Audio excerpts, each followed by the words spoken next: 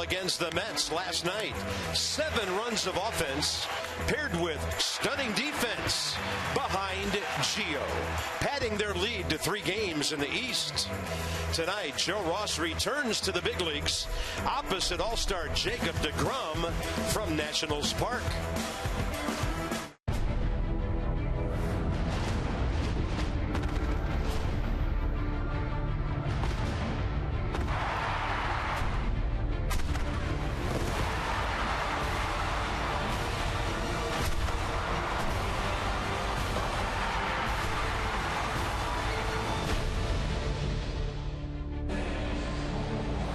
It's a series when the Nats can open up some breathing room in the National League East. Welcome to the ballpark, all you fans. When the light turns green on the turnstile, you get to come on in. So scanning, maybe we missed some spanning, and that along with some other injury guys back soon. Things are looking up for the ball club, really the bottom line.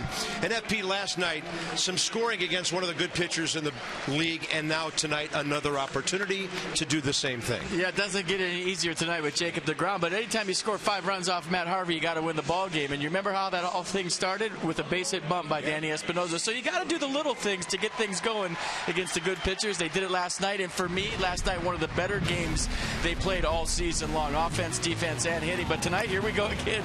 Jacob deGrom, one of the better pitchers in all of baseball, coming off 8 shutout innings his last start with 10 strikeouts. This guy's as good as it gets. His last 10 starts, 6-2 with a 1.38 ERA, 75 strikeouts versus just 9 walks. His fastball sits at 95. And then, hey, welcome back, Joe Ross. All you did was strike out 10 hitters your last time against the Pirates. 11 hitters, excuse me, with 1 walk. So he's back in the big leagues and maybe back to stay. We were impressed with what we saw the first time. Not so much the stuff, Bob, but the mound presence and the poise. Yeah, he's not nibbling. He's attacking the strike zone. He'll give up some base hits, but that's what you want to see from a young pitcher. You want to see how his stuff plays with guys on the attack. Yeah, the word we used a lot is fearless, and Joe Ross has no fear. And he knows if the ball gets put in play, if it's anything like last night, Escobar might go backhand to save a couple of runs. He might go to the left side to save a base hit to left. Michael A. Taylor, he might go to the scoreboard to save a couple of runs and frustrate a Met. And then, of course, Bryce Harper playing a low laser in right field. Not to be outdone, Jose Lobaton. The gloves were hot last night. Maybe gloves and bats in Game 2 tonight.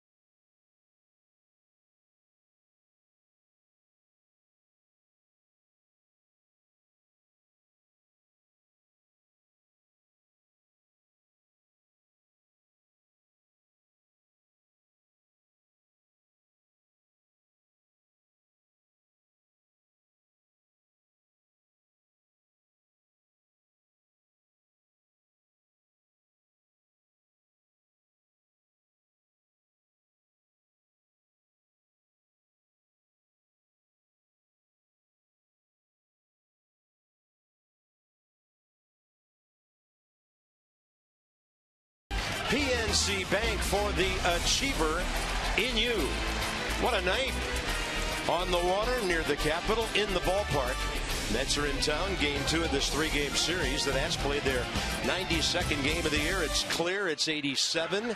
Humidity reasonable. Curtis Granderson is in there. Against Joe Ross, we'll set the lineup and the defense for you shortly, as well as the umpires. Joe Ross, welcome back to the big leagues. It's a fastball outside, and we're underway at 7:05. Yeah, fastball, slider, curve.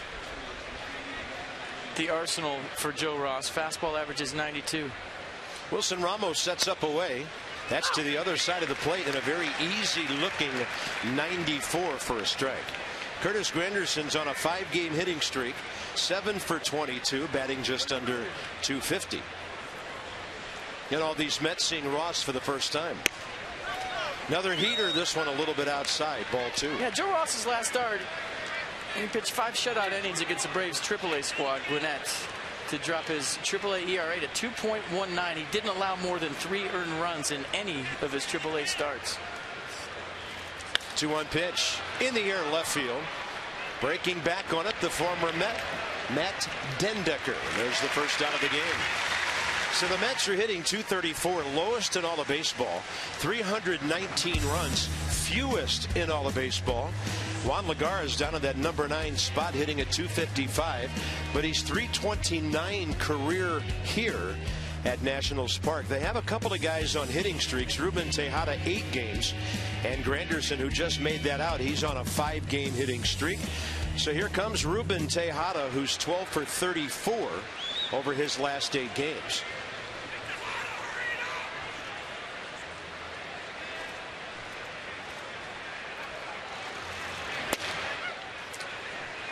Behind the plate, rookie umpire Mike Malinsky, second year in the big leagues in part-time duty. Mark Wegner first base, Marty Foster at second, crew chief Mike Winters at third. Some high heat, 94, unreachable for Tejada. That pitch before that was 96. Joe Ross coming out throwing some gas here early.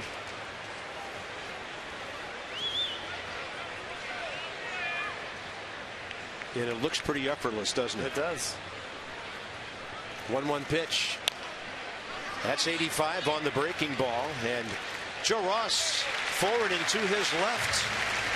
Routine play for him, and 2 down. So the defense tonight for the Nats behind Joe Ross, Dendecker, Taylor Harper, the outfield, Desmond Escobar left side, Espinoza Robinson right side, and Wilson Ramos behind the plate. Michael A. Taylor in center. You can just see the confidence growing every game. He's a big league center fielder now. Lots of playing time with Denard Span on the DL. And the Nats will move into a semi-shift with Daniel Murphy coming in, as Escobar plays 30 feet off the line at third, and Danny Espinoza goes out into short right field.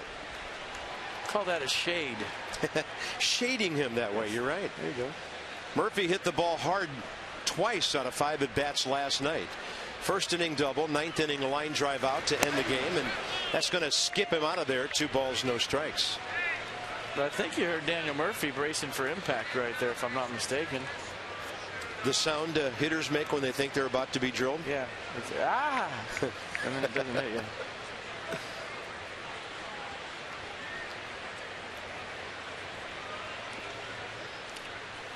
2-0 pitch. The other way. Deep short. Desmond backhand. He's going to bounce it.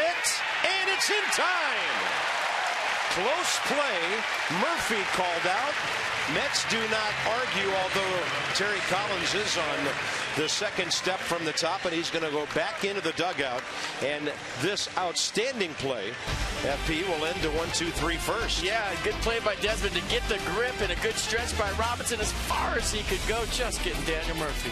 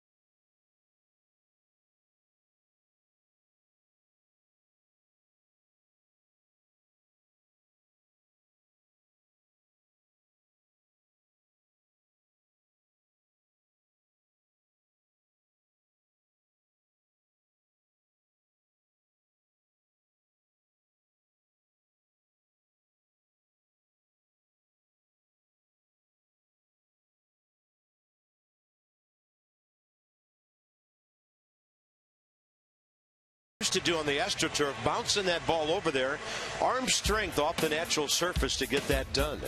Wilson Ramos' career against the Mets. He's in the number 7 spot tonight, but 340 good slugging numbers and only 9 games without an RBI in 44 career contests against New York. But the boys are looking at one of the best in the National League tonight, Jacob deGrom.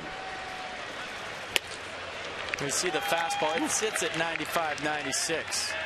And the fastball command has been the difference. He'll get you looking down. He'll hit corners with it. He'll pop it high with 2 strikes. And we're going to keep an eye on his mechanics tonight. They're as solid as you'll see all season long. Last start here in the 4-1 win on the 8th against the Giants. 8 shutout innings. Gave up just 2 hits. Struck out 10 Giants. Walked 1. Target away, and Michael A. Taylor on a 91. Is that a cutter, slider? Away from him at the very last second for the out.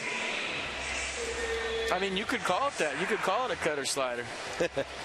Because it's a power slider at 90 to 91.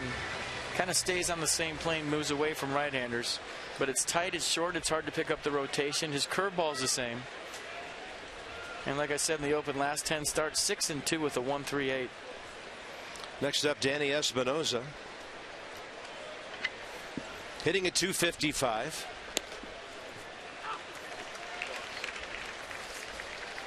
The thing I really saw when I watched the video on him, and I want fans to see at home, is how still Jacob deGrom's head is throughout his delivery. And how slow his delivery is, and then the arm speed is just incredible, and there's a changeup. But guys with good command, they keep their head still throughout their delivery, and then when they push off, they kind of take their head right into the part of the strike zone they want the ball to go to. And he's a perfect example of just looking at the target. His head is perfectly still, and then he just takes his eyes to the target as he comes out of his delivery. Watch. Well, finally, a little contact by Danny Espinosa. deGrom has thrown 6 pitches, every one of them a strike. Danny's 0 for 2 career against him. deGrom's career record 18-12. It's his 40th big league start, and he's 0-2 career against the Nats with a 4.15 in 3 starts. Started here April 8th, lost 2-1. And while getting jammed, Danny Espinosa able to get a bat on that ball to foul it away. Don't try to spell the left fielder's name. It's Neuenhuis. I messed it up 14 times today doing my lineup card. Lagares Granderson, the outfield. Tejada Murphy, left side. Flores Duty, right side. And Kevin Plawecki behind the plate. Poor Duda. Clean it up. Let's go. And the 0-2 to Danny Espinosa.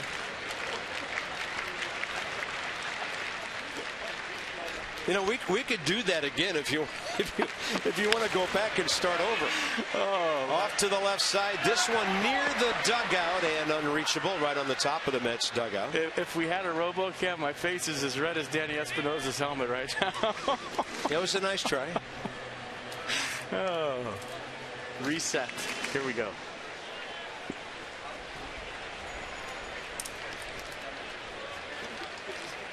Danny hitting 270 over his last 27 ball games.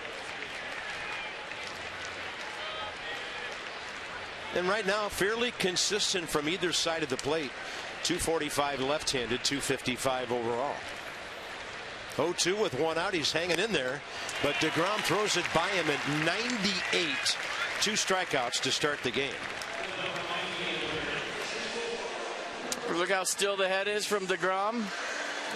And then the eyes right to the target, and then just letting it rip.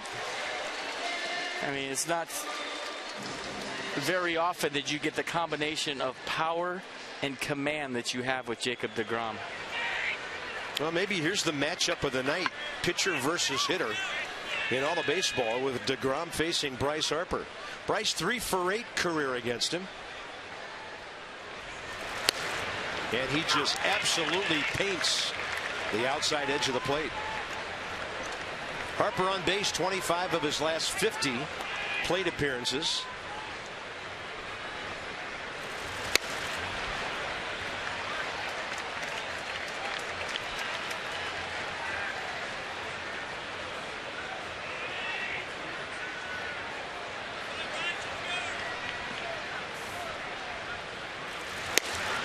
You know, some guys bloom a little bit later than others. It's hard to believe that 271 players were drafted 5 years ago before Jacob deGrom. Yeah, he was a shortstop in college. Then he moved his junior year to closer. And now he's one of the best starters in the National League. 2-1 to Bryce. Can't get the breaking ball at 92. In fact, Bryce was asked by his locker today his thoughts on deGrom. First thing he said was he should be a closer. At least then you'd only have to face him once a night. Times in your 32-year career you said breaking ball at 92. I know. Fastball at 98. We say that a lot more than we used to. Crowd's buzzing, really, from what they're seeing. Well, this is the matchup that everybody wants to see. Does he go 3-2 slider? I say yes. 3-2 pitch. Turned that ball over at 89, and Bryce able to get a piece of it. Power change. Yeah.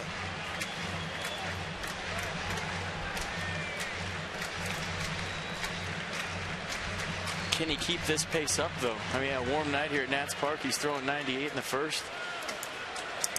We shall see. 3-2 with 2 outs again. Fastball away, and Bryce stays right with it, rides it to the upper deck left side. 99. This is great stuff early in the game, isn't it? It is. Nats lead the season series now 5-3. Winning last night, they've now split the 4 games at Nationals Park. Nissan brings you the entire at bat. They're working them away. Yes, they are. Said Captain Obvious. Harper, another tapper. This is good stuff. I mean, Espinosa had a good at bat after going 0-2. So, if it turns out to be a 1-2-3 inning, he's going to have to throw at least 18 pitches.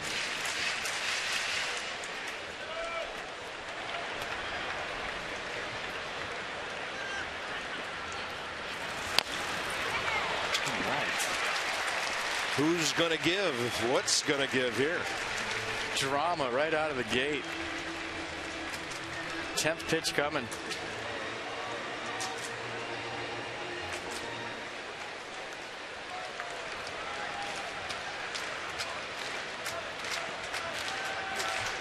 Lagares deep in center. Granderson the same in right. And a high fly ball to right field, but Bryce got under it.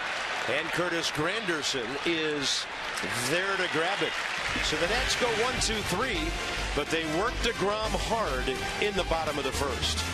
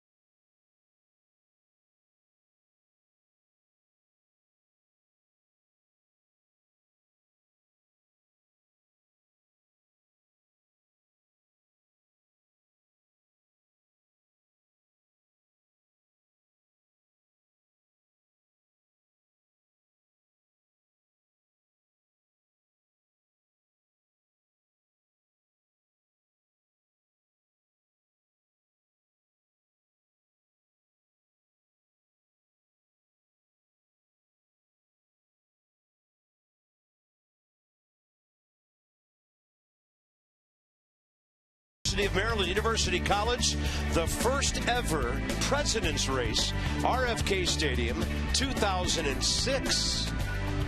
The all-time standings, by the way, George has gone 189 times to win, Abe 253, Jefferson 118, Teddy 44, William Howard Taft, a relative newcomer at 22, and the returns have not come in on Calvin Coolidge just yet. To see how young they all looked.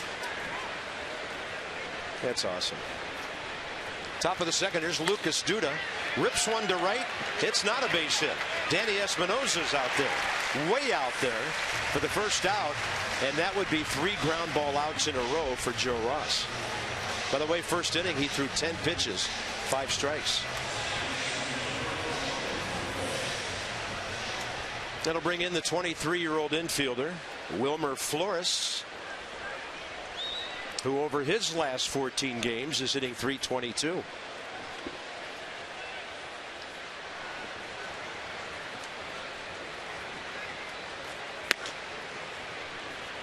And 94 crackling in there. But Joe Ross with that short arm delivery. We saw DeGrom throwing 98, 99 first inning, but watch the arm motion of Joe Ross and how the ball gets on hitters. Very quick. He takes it out of his glove, puts it down, kind of straightens his arm out, and then from that point to release is where the deception is, because it's a short arm delivery and he's kind of throwing it out of his ear. 2-0 pitch. Center of the plate, and he just overpowered the right-handed batter. Danny Espinosa right there. 5 in a row to start the game. Kirk Neuenhuis coming up. And we have early game notes for you. The Nats, 11 of their last 15. Overall at home, 27 and 18. And they're 10 over against the East. Mets have their lowest per game run total since the 1981 Mets. And Bryce Harper scoring runs, getting on base, driving guys in. You name it, he's doing it. Here's Kirk Neuenhuis, who started the year with the Angels. Hit a .136 with an RBI in 10 games, returned to the Mets, and he's struggling with his old ball club as well at 172. Had 3 home runs in one game recently, July 12th against the Diamondbacks. At least for a night in the zone. Yeah, his only home runs in 37 games as a Met, with 6 runs batted in. Originally drafted by New York in the 3rd round back in 08.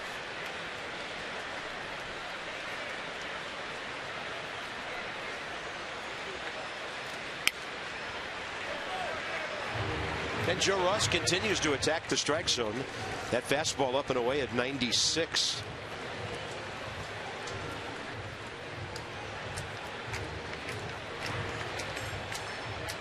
What's with this guy over here? He's got a bag over his head. He's a Mets fan. They're 3 games back. They're in 2nd place. What's that all about? The Mets are having a good season. And those are not cheap seats. You're going to put a bag over your head down there. That's a good pitch. Wow. Well, somebody trying to send a message, I suppose. Yeah, I don't know where this one missed. A little 2-seam fastball. Looked like it hadn't run back enough for a strike, and Wilson Ramos didn't really even have to frame it. It was there. On the Mercedes-Benz pitch track, and now here's a 2-2.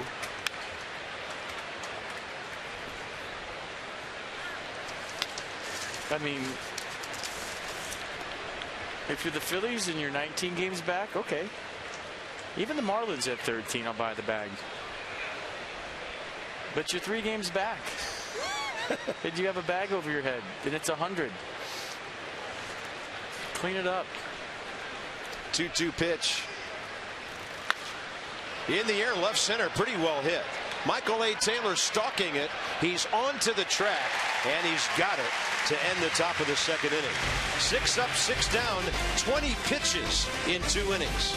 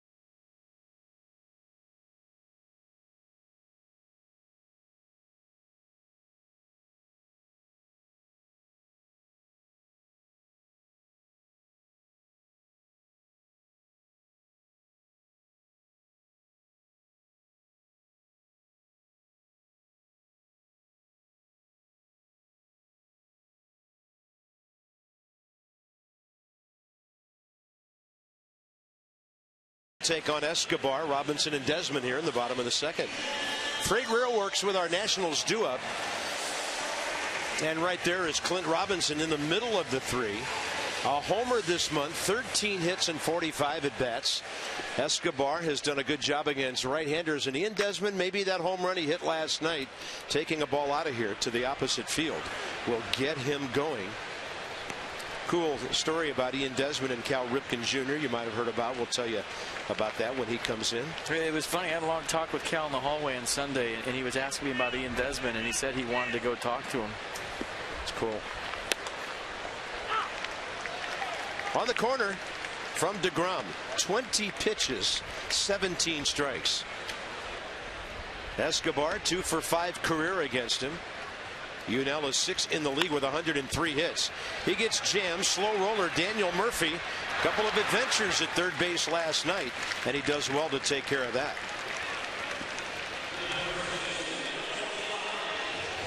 So here's Clint Robinson.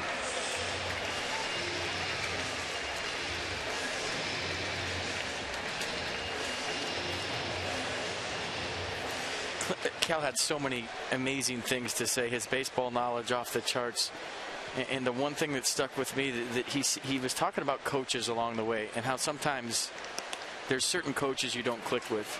But his dad told him at a young age that there's always something you can take, one thing you can take from every single coach you have. So you know, maybe there's that coach out there that you're not clicking with, right, and this philosophy is different. And instead of totally shutting him out, just pick one thing out from what he says and take that and remember it.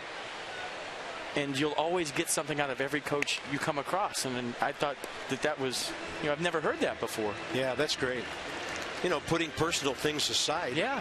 That are going to help you down the road. Along the way, if you go from rookie ball to A ball, I'm talking about all players, you're going to run into coaches that you just don't click with. And I was talking about, you know, my son and some experiences he had, and he was talking about his son and some experiences that he had along the way. His son, a minor leaguer with the Nationals. And instead of just saying this coach doesn't know anything, there's always something you can learn from every single coach. I thought that was great advice.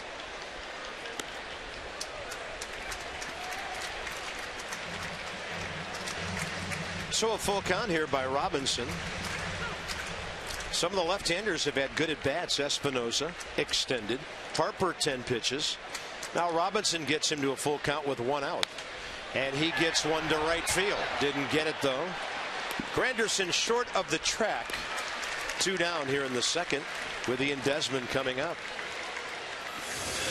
You know, Ian said it meant a lot to him to hear from a guy like Cal Ripken. Well, he had some good at-bats last night. He singled. He had a hard ball to right field the time before this, and then he went deep his last time up to right center field.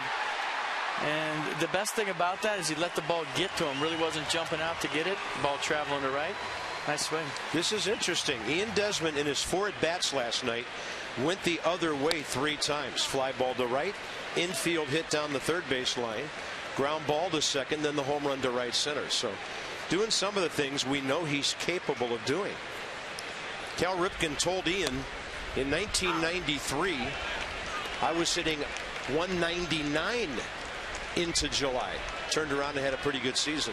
He said you get to the point where you just say, forget about it. I don't care anymore. I'm just go out and have fun and play. Yeah.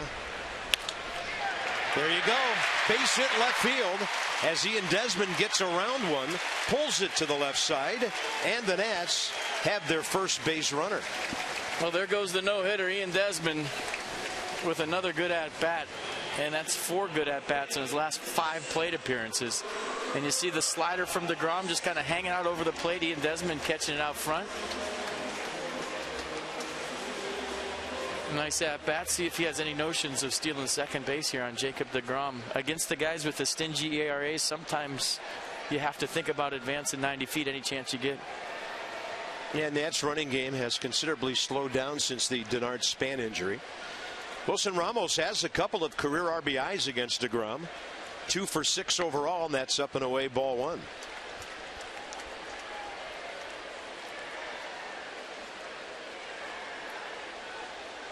Ramos 14 RBIs his last 25 games.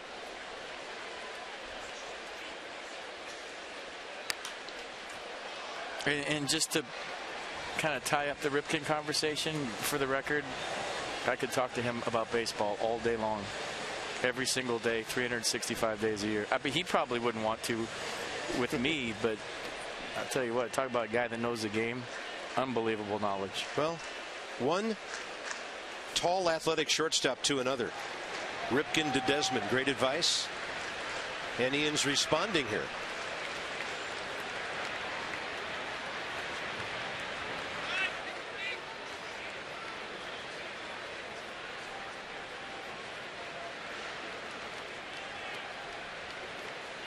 A lot of hitting room right side. Desmond running, swing and a miss, and he's out. Crossing in front of him and the bag was Wilmer Flores, and Ian Desmond didn't think he'd been tagged on that, but Marty Foster punched him out. Matt Williams saying, hold on. No, they're not. And here we go.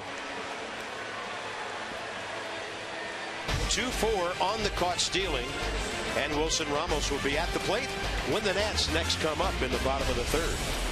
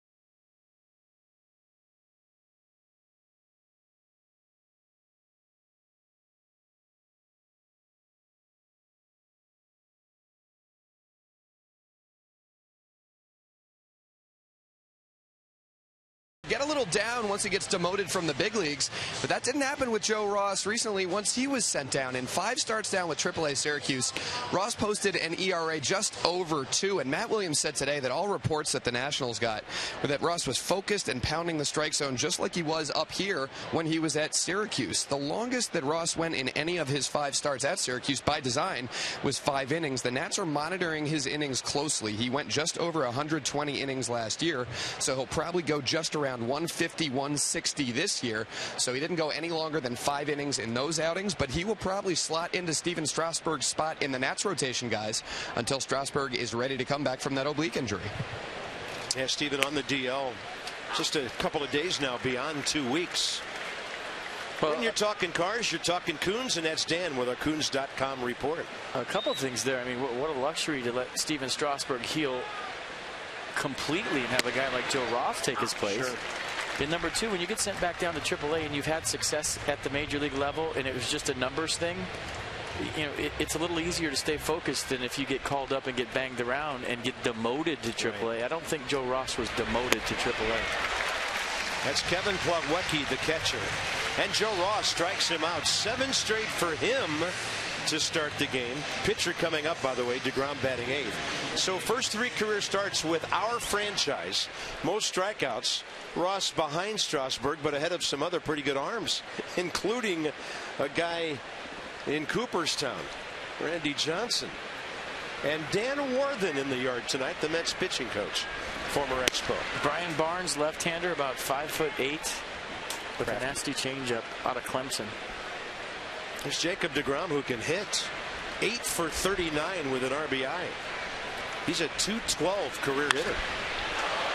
And of course, that Pete talked about his previous experience as a position player. There's a pretty good one for the Nats, who can play just about anywhere in the outfield. Matt Dendecker, 2 outs. Defense is contagious, right? It is. It was last night.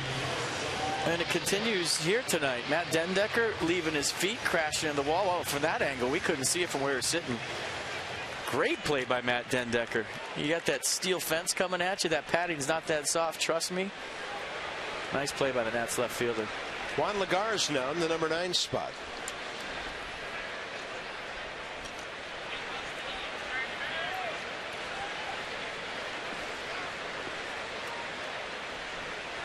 You know that padding's not soft? It sits out there all year and it gets rained on. Yeah.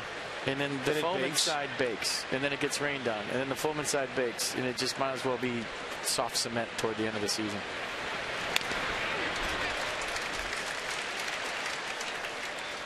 Play clean baseball, good things happen for the Cubs, Kansas City, the Nats, St. Louis, and the Mets. Those are great records when you play clean in the field.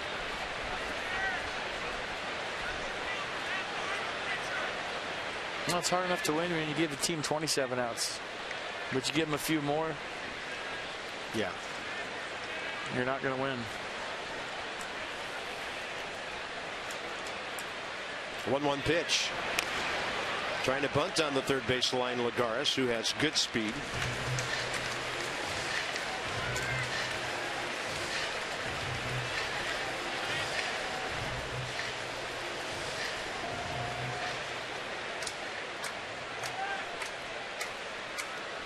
Outstanding young center fielder Juan Lagares has already won a Gold Glove.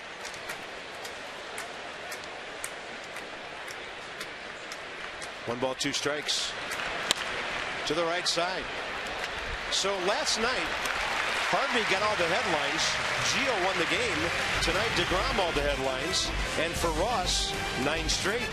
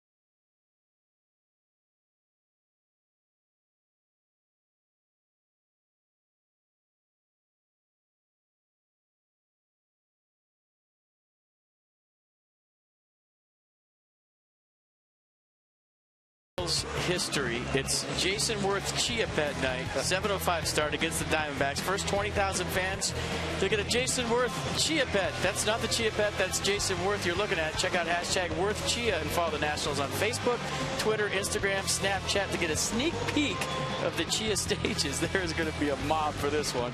Visit nationals.com to purchase your tickets today. All right. I got your garden gnome and I'll raise you a Chia. Absolutely. Wilson Ramos at the plate when Ian Desmond was gunned down by Kevin Plawecki last time up, and that's a strike cutting to the outside edge.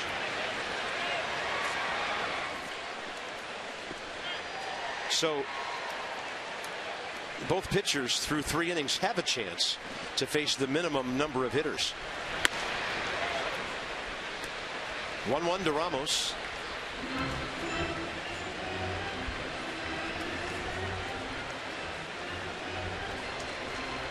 Yeah, he's a Met killer. I mean, he looks like he's seeing DeGrom big right now. Strides on time, very quiet approach. And Nats catchers have had a little history with the Mets. Brian Schneider, after leaving here, one of the leaders of the early Nats teams, caught for New York. Jesus Flores was a Rule 5 pick by the Nats that the Mets left unprotected, who had a good career going until he had that shoulder injury. And now Ramos doing well career against New York. And that's a fastball running up and in at 97, 3 balls, 2 strikes. That's the team, maybe the only team he hasn't had a lot of success against. Ramos reaching for that one, and a flare to right for Curtis Granderson. First out, 3rd inning.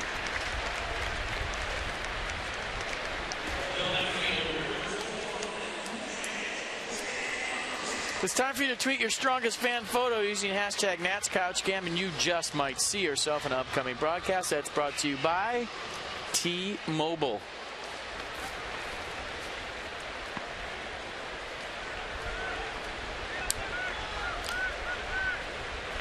There's Matt Dendecker, the former Met. Got a start in left field last night. He went 0 for 3 with a walk. He's made an outstanding defensive play already in this game. 85, nasty breaking ball dropped on him by Jacob deGrom.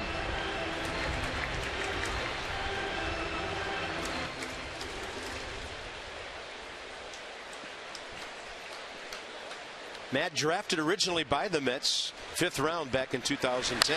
Out of Florida, he gashes one right to Lucas Duda. 2 outs. Nice swing, well hit. Nice play by Lucas Duda.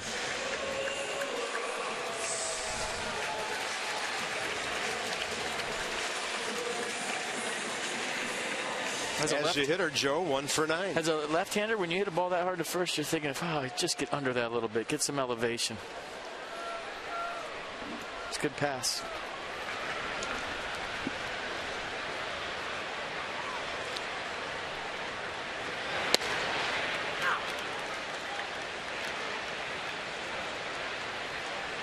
We have been so impressed just watching this young man in his 4th start now. 4th or 40th? Yeah. Acts like it's his 40th. Gets on the mound. He's all business. Goes after guys. Just love the way he carries himself. I mean, he just turned 22 on May 21st.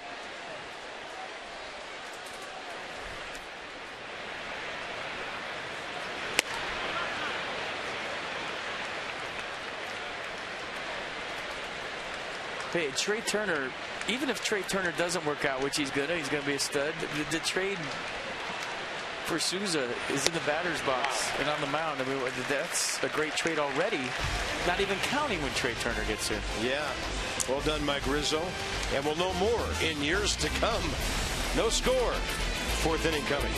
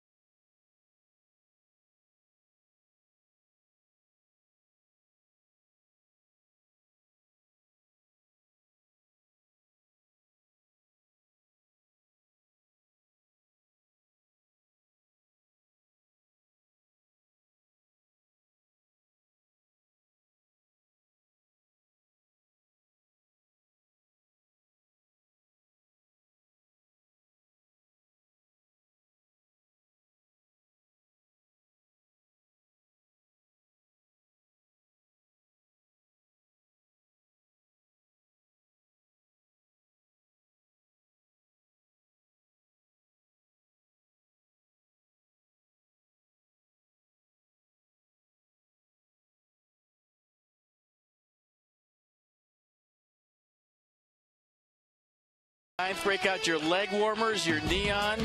Nats take on the Miami Marlins. You could be Crockett and Tubbs and do the Miami Vice thing, whatever. With a special ticket purchase, you can receive the Nationals branded Rubik's Cube. You see right there on your screen. For details and to purchase these special tickets, visit nationals.com/80s night. And Carp, I might have to borrow one of your ties. You have a wide array of choices. He's already ready for 80s night. Yeah. He's rocked. Locked and loaded for 80s night with the headband. I'm praying it's 90 degrees so we don't have to wear any of my ties for 80s night. Might be John McEnroe. How about that? That's going to be a fun night at the ballpark. Top of the fourth, Granderson, Tejada, and Murphy.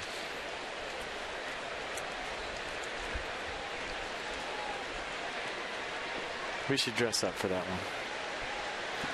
I don't have to. What are you talking about? Granderson fly ball to left first time up. 29 pitches, 18 strikes in 3 innings for Joe Ross. And it was interesting, and you probably got some of this too, FP, coming into this series. Everybody asking us, well, how are the Nats going to do against this Mets pitching staff? I kind of turned to the table and said, how is their offense going to do against the arms the Nats will throw at them? And that's before we knew Joe Ross was starting game 2. Right. And Gio took care of his business last night. Challenges on both sides. It's the big leagues. You got to find a way. And like I said last night, it all started with a base hit bump by Danny Espinosa. Granderson pops it straight back. Man, that thing was higher than us before it started coming down, and we haven't seen many of those. That pop up last night to Danny Espinosa that was up there for 8 seconds.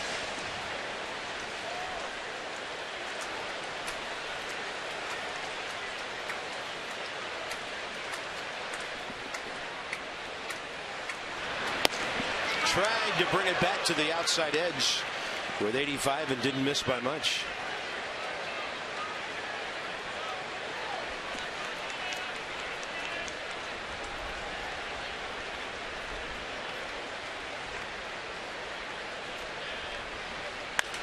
Hit hard, base hit. Taylor hustling to his left to cut it off. Granderson still moves well, and he's got the Mets' first hit of the night. First hit, first base runner. Nice at bat by Curtis Granderson.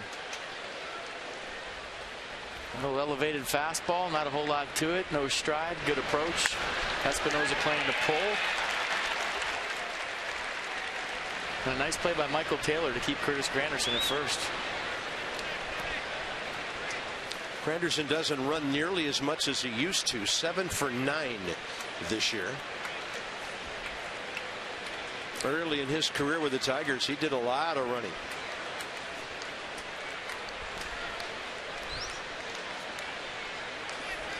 He has 137 career steals.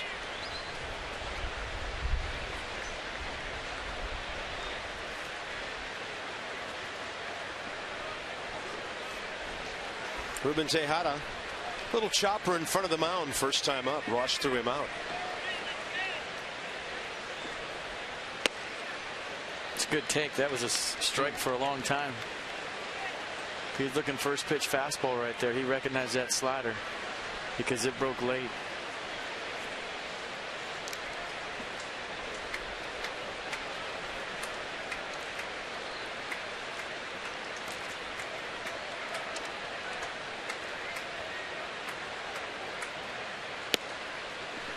.95 on the heater, outer half. 1-1.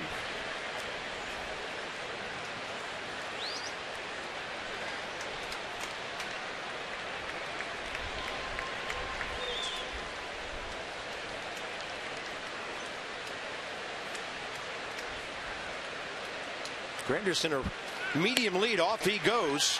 Double pump, great throw, but Ramos just didn't get rid of it early enough. And Granderson in with his 8th of the year. Might have been a hit and run because Granderson didn't get a great jump. And if Wilson Ramos throws this and gets a grip on the first try, look at the jump by Granderson. Look at him looking in. He was out by 5 steps. If Ramos gets a grip on that baseball, even with the double clutch, it was still close. at second base.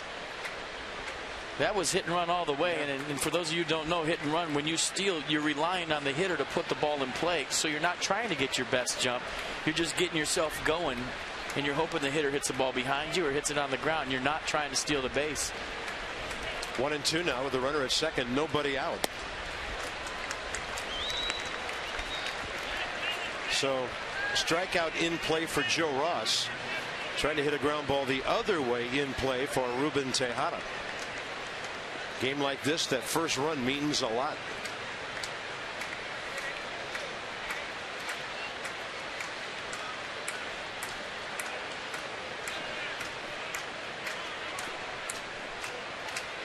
Targets in. Fastball up.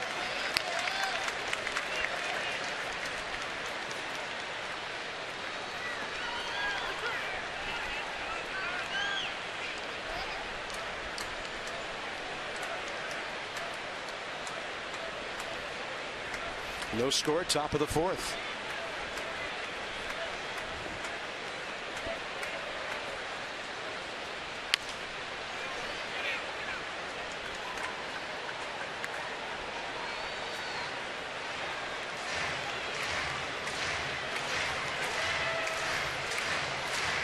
Well, great economics so far in the pitch count.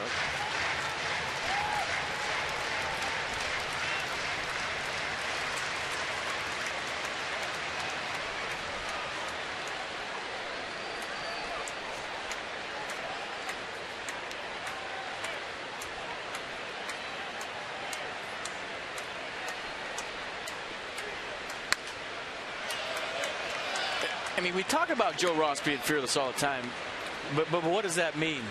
It doesn't mean, you know, I look like I'm not scared. Well, watch his approach to every hitter. He's not picking. He's not trying to nibble at a corner or, you know, messing around with hitters and making 0-2 counts, 3-2 counts. He's just going right after guys. And that, I think, is what you, as a young guy, you want to get to that point where you realize that your stuff plays at this level. 3-2 again. And I think from the very first pitch he took the mound, he realized that he knew that his stuff played at this level. And he has the confidence not to pick or to nibble and to just say, here's my stuff. I'm coming right after you, whether it's the fastball or the slider. Here we go. Let's do this. And it's been impressive, to say the least.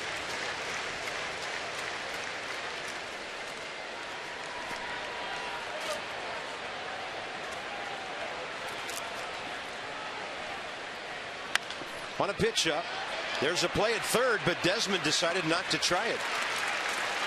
Ball was behind the runner, but it was sharply, and maybe the runner was in Ian's line of sight. I mean, that's the only thing I can think of is he didn't have a throwing lane to third base because he had Curtis Granderson by about 4 steps. And he did field this ball in the baseline. So maybe he's thinking right here as he looks that Granderson is between he and Yunel Escobar. So he thought better of it. He looked, didn't have a throwing lane, and decides to get the out at first. So it turns out to be a good at-bat for Ruben Tejada. Yeah. Up to Daniel Murphy now to put the Mets on top. He's driven in 30. Infield in early in the game. So respect for DeGrom and Matt Williams not wanting to fall behind even 1-0. See if they have the contact play on. And Curtis Granderson is going on down angle, meaning ground ball. He's taken off. See what his lead's like.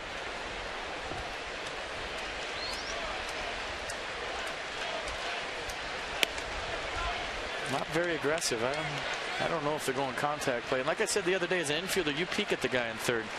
As the pitch is coming, you see what kind of lead he's got.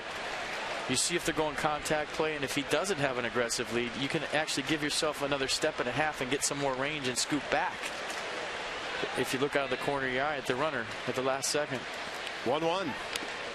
Murphy a foul tip. You know, you're so right about Ross. In his debut game, 1-2-3 first inning against the Pirates, struck out McCutchen. It took him 3 singles to score a run off him in the second inning, and he gave up nothing the rest of the way. So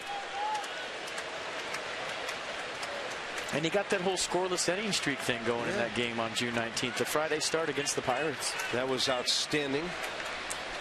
11 Ks, 1 walk that night. Pitch into the 8th inning. 1 ball, 2 strikes. How about the breaking ball to strike out a guy who's tough to strike out? That's Murphy's 21st strikeout of the entire season. Captain Obvious, that's a strike.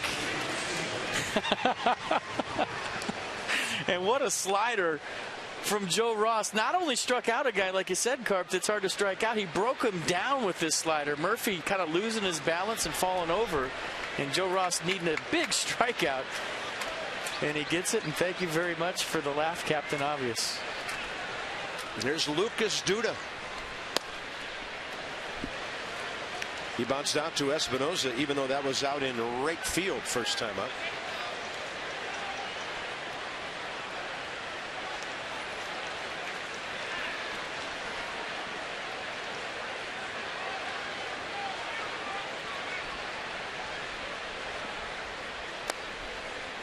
Pretty good pitch. His misses have been close for the most part.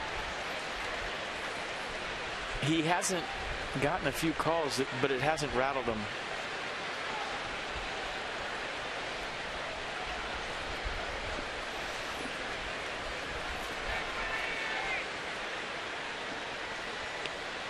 Hit him on a slider boring into the left-handed batter. 2 on. 2 out, and it'll be Wilmer Flores after Duda.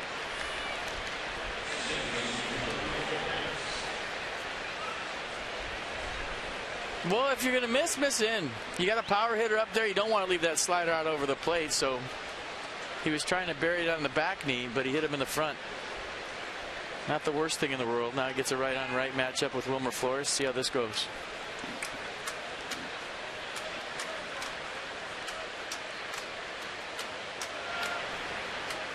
Flores, a pop-up to Danny Espinosa, first time up.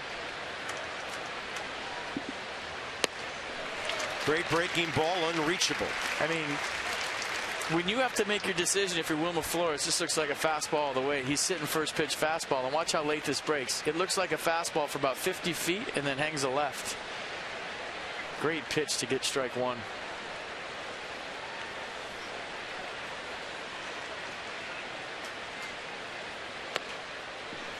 And then he went to that offering again, 1-1.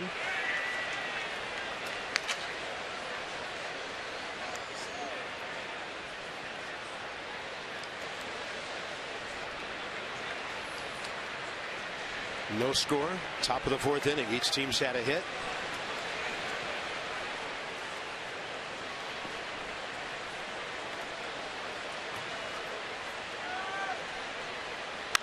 And up the middle. That'll get the Mets on the board. Wilmer Flores delivers his 39th run batted in.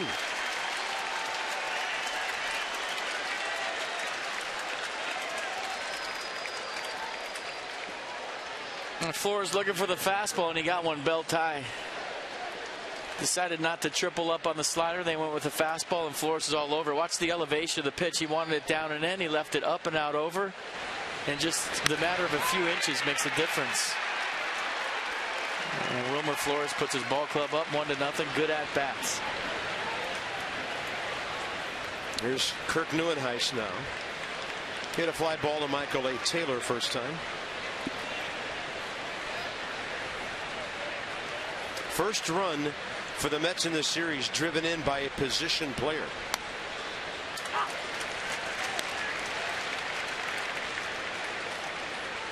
Mets were 4th for their last 72 with runners in scoring position the last 8 games until that base hit.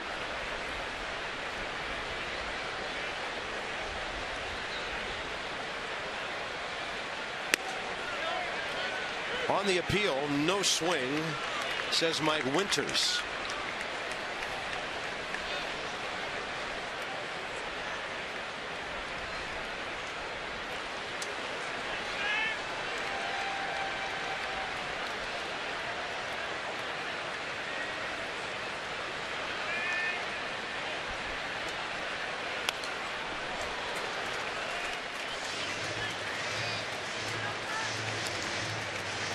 Well, last time up, New and Ice hit that deep fly ball to left center field. Michael Taylor went right to the bullpen to run it down, and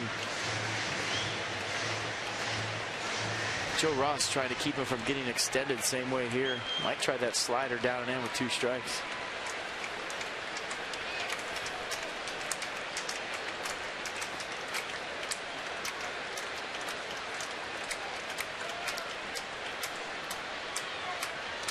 And a 1-2 pitch. Low, and it's smothered by Ramos. Counts back even.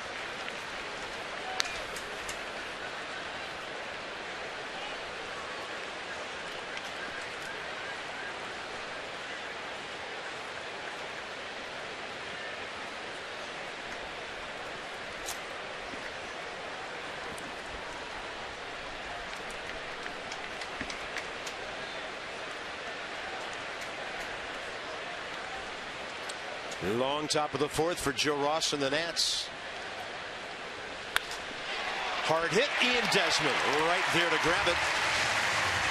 So Ross struggles some, but it took a whole bunch for the Mets just to get 1 run.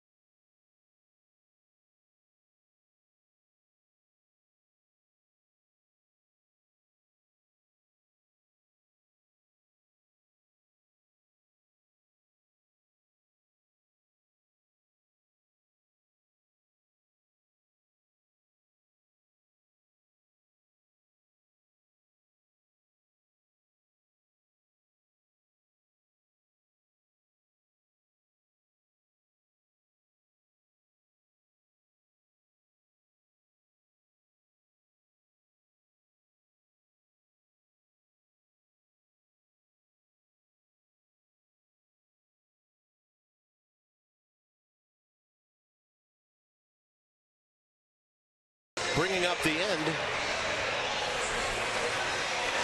And look at Tom. Oh, down go a couple. It's been a rough season for Tom Jefferson, and he is way out ahead to take the tape. That's one of the bigger blowouts we've seen this year.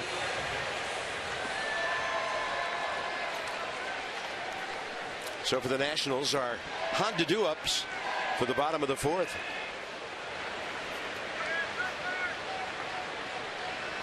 Each one of these guys has done some damage against the Mets, and Michael A. Taylor hit his first career home run against the Mets last year.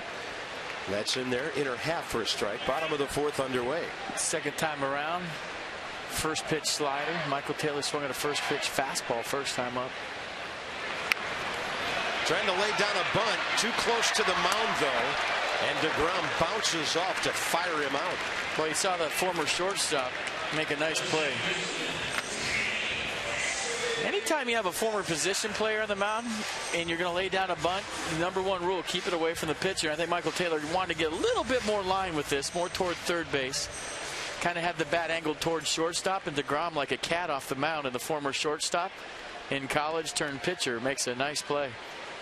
Ball kind of coming up the line and little contact there at the end. Yeah, Lucas Duda having to reach nearly right into the runner. Here's Danny Espinosa. He goes up hacking. Pop fly right side. Over near the dugout. And into the camera bay there at the outfield end.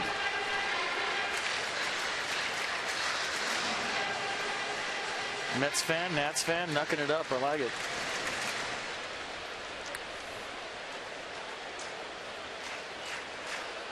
I like the idea by Michael Taylor, too. If he just got that toward the line a little bit more, it'd have been a hit.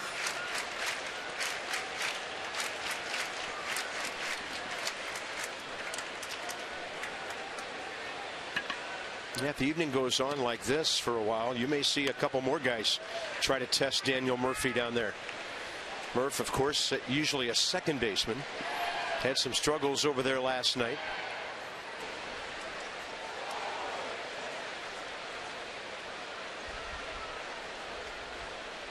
One pitch.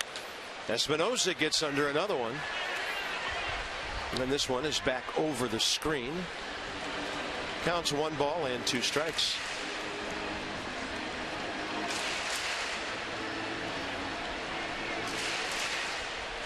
Well, big at bat for Danny Espinosa with Bryce Harper on deck, like we talked about last night. If he can get on, 1-0 game, nowhere to put Bryce.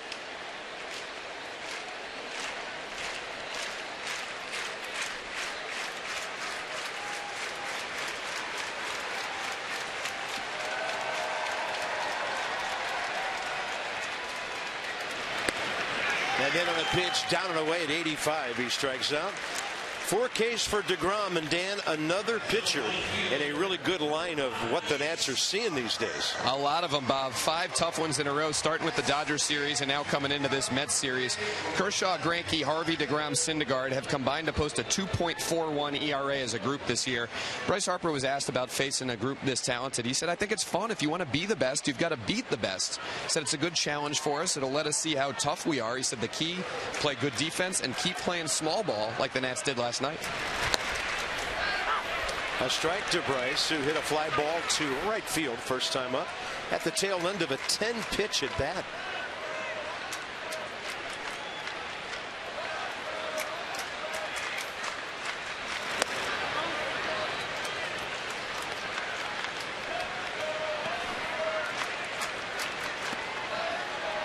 Noah Syndergaard tomorrow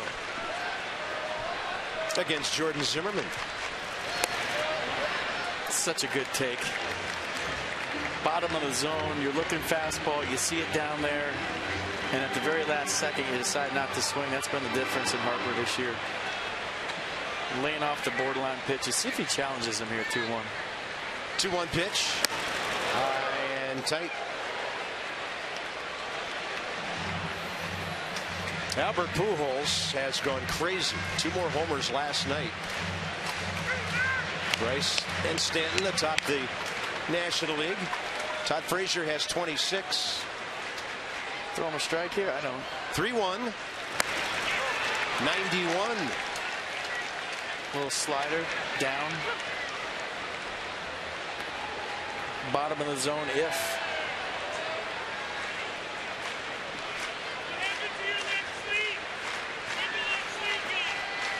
One nothing Mets. And up the middle, and that's where the shortstop, Tejada, is playing. Has to gun out a hustling Bryce Harper. So the Nats have 1 hit in 4 innings. The Mets by 1.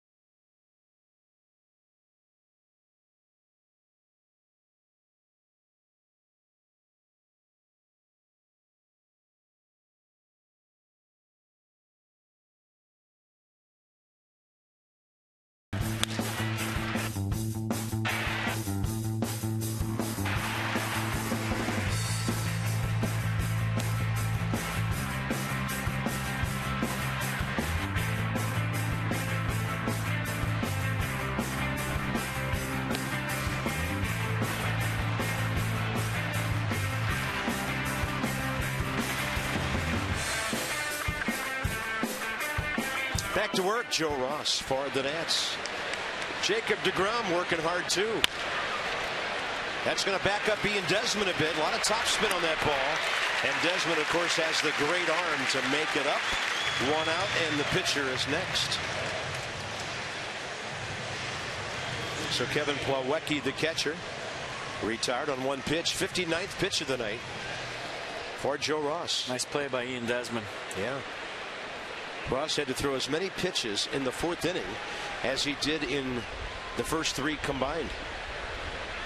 So here's deGrom, who hit that ball that Matt Dendecker caught in the left field corner first time up.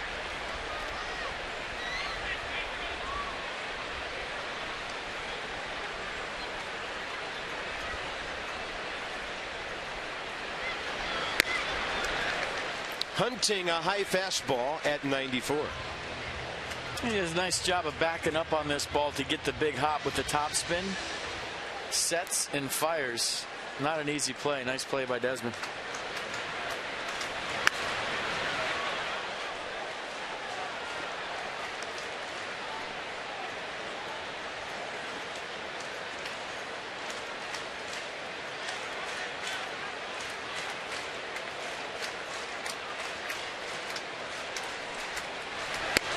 Right in there with a fastball at 93.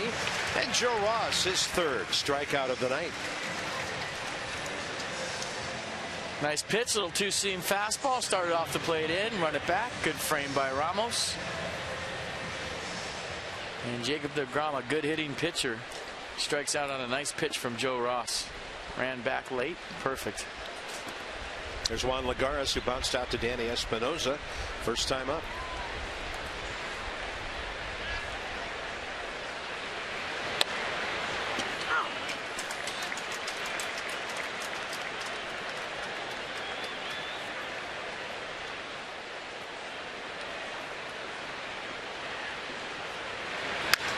He hacks one hard, and it's by Clint Robinson into right field. So Lagares aboard for Granderson with 2 outs here in the fifth, keeping Joe Ross from a real quick fifth inning.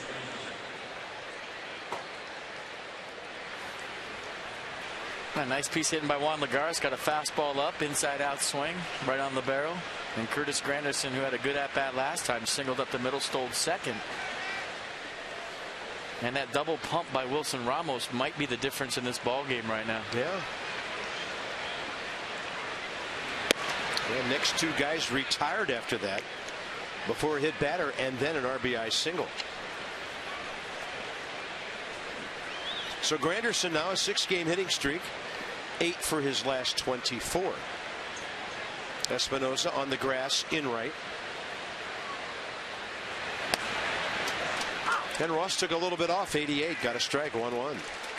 And you see Terry Collins trying to create some offense in the fourth with that hit and run with Tejada, and he actually was very fortunate that Ramos couldn't grip the ball. Granderson stole second and then scored on the Wilmer Flores single with 2 outs.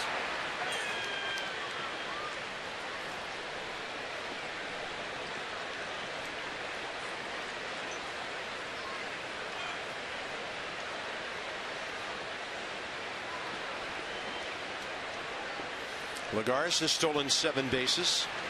He has a medium lead.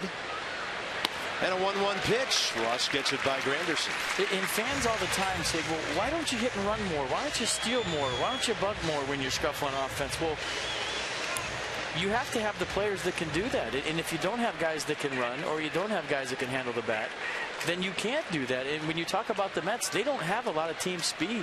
Right. I think when people talk about a bat for the Mets at the trade deadline, they need some speed. The Dodgers, the Nats, and the Mets, the 3 teams in the league with the fewest stolen bases. So Joe Ross does get a pretty quick top of the 5th inning, even though he gives up a base hit. He's got the Nats very much in this game. 4-5-6 coming up.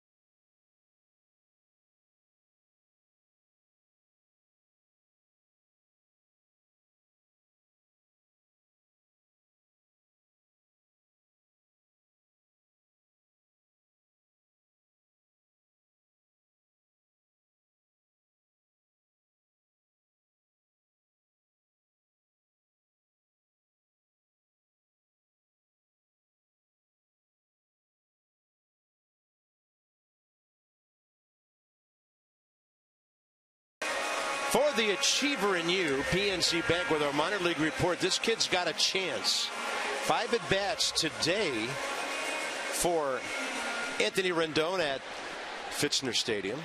So 4 hits, couple of walks with that quad out since June 24th. And Steven Strasburg ramping things up a little bit today as well.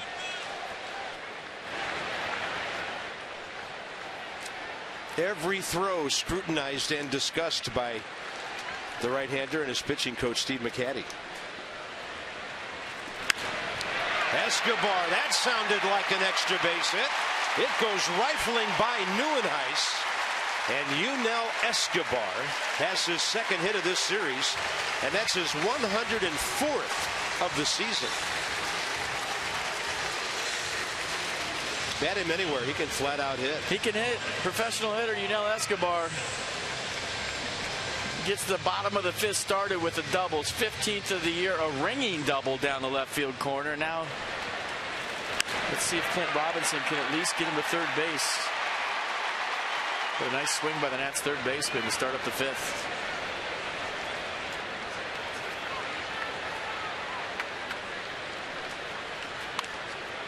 Clint Robinson goes up hacking, but he got jammed.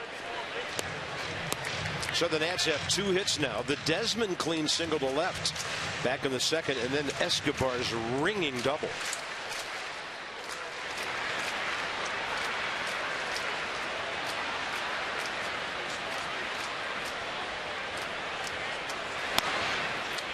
What a fastball. 96 to the outside edge. No chance to pull a pitch like that.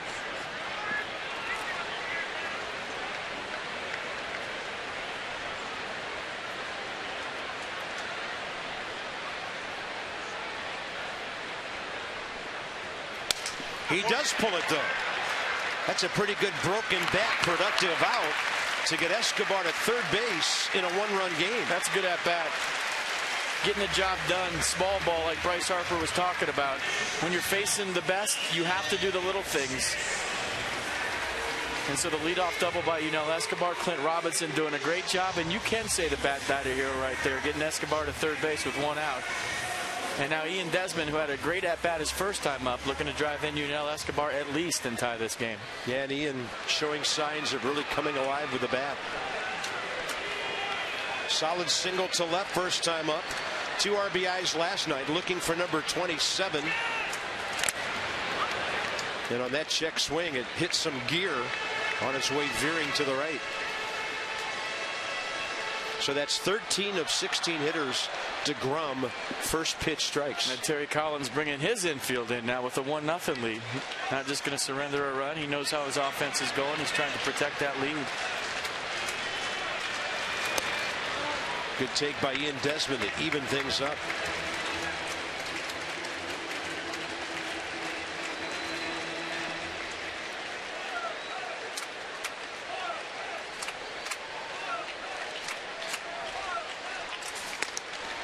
Another good take. I think the Nats are going contact play. You know, Escobar's scooting down that line, and he's trying to get a jump on a ground ball.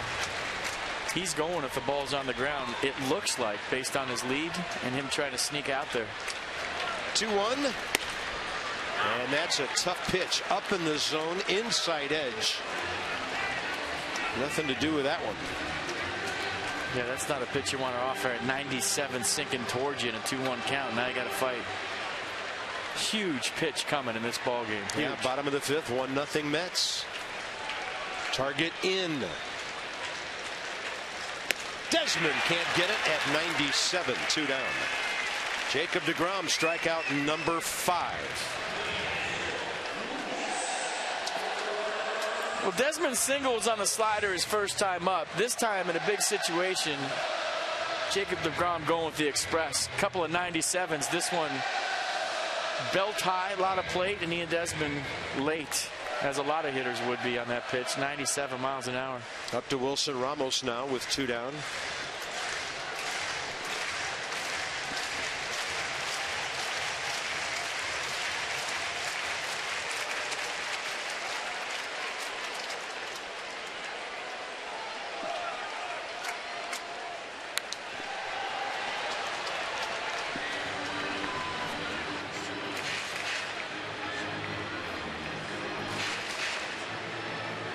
Fly ball to right for Wilson first time up. He's driven in 2 career against DeGrom. Now look how deep Daniel Murphy's playing, and that allows Yunel Escobar to get way off the base. Ramos hits one pretty well to right. Granderson going back, and this ball is gone. Opposite field. 2-1 Washington. Number 9 for Wilson Ramos.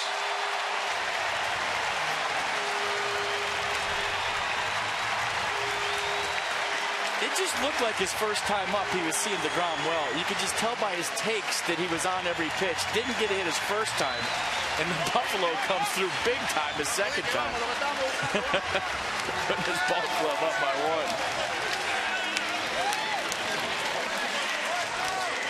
1. Ramos' RBI total shoots up to 40.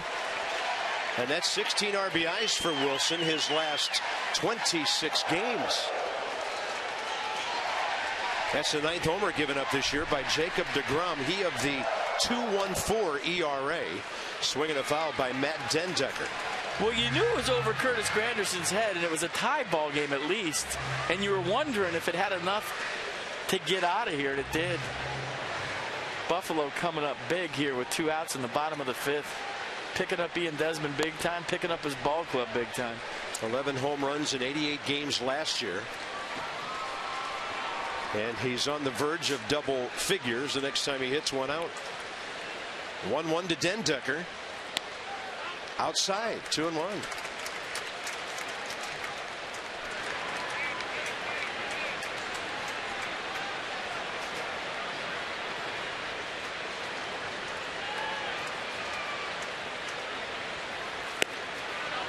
You know, as a hitter or even a hitting coach, you can tell more on guys on how they're taking pitches than when they swing sometimes. Yeah. Are they jumpy?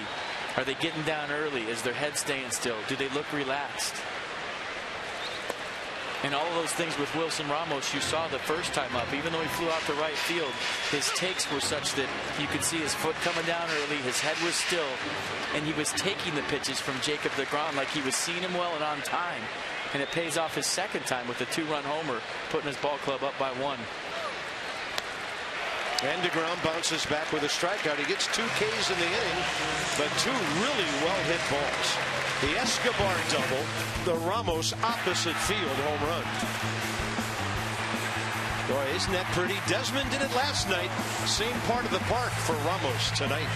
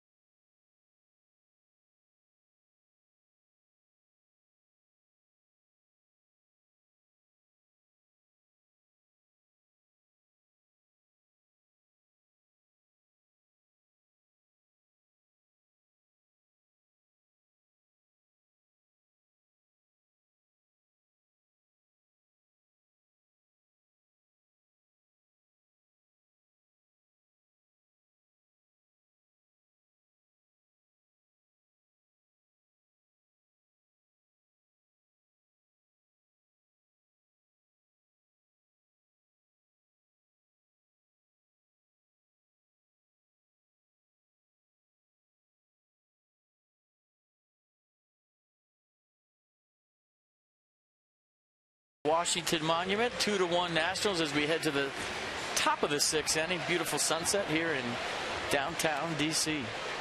Hey fans, remember our Washington D.C. Lexus dealers are donating $250 to the Children's National Health System for every home run a Nats player hits this season. So keep them coming. It's for a wonderful cause, Lexus, the pursuit of perfection. 91 and counting for the Nationals this year. Wow, you didn't let us guess the hit speed. So Desmond's opposite field shot last night was what, 97? Yeah. This one 98? I was going to guess 98. Sure. I promise. I would have said higher because it was a line drive. I thought it might be higher than that. That ball was scorched. Ruben Tejada, 2 ground balls. One to the pitcher, one to the shortstop.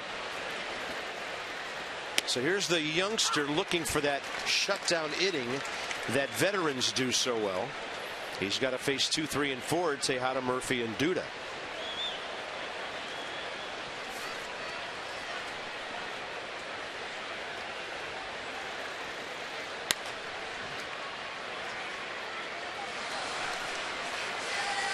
Mets box score. They didn't have a hit till Granderson led off the 4th before getting a steal on a hit and run that didn't quite materialize.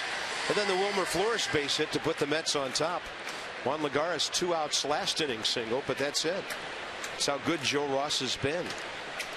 Again. 1-2 with nobody out. And a fly ball. Bryce Harper. Lights have taken effect here. 1 out, top 6.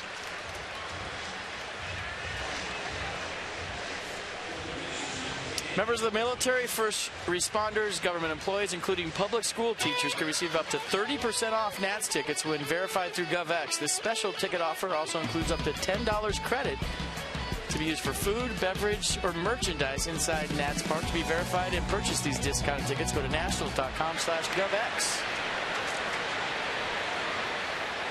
So here's Daniel Murphy, robbed of a hit by Ian Desmond, and then struck out in the 4th inning. He'll pull this one to the outfield grass. Danny Espinosa making sure his body was behind that one. And a couple of quick outs for Joe Ross, who has really gathered himself well after that 29-pitch 4th inning.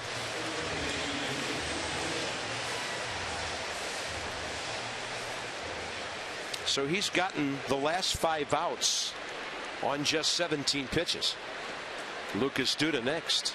I'd say the Buffalo made up for the double pump on the steal, right? Yes, he did. He double pumped one out of here for 2 runs.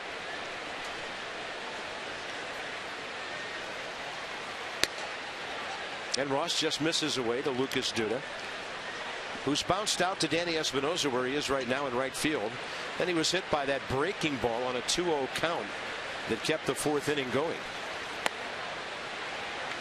Ball 2.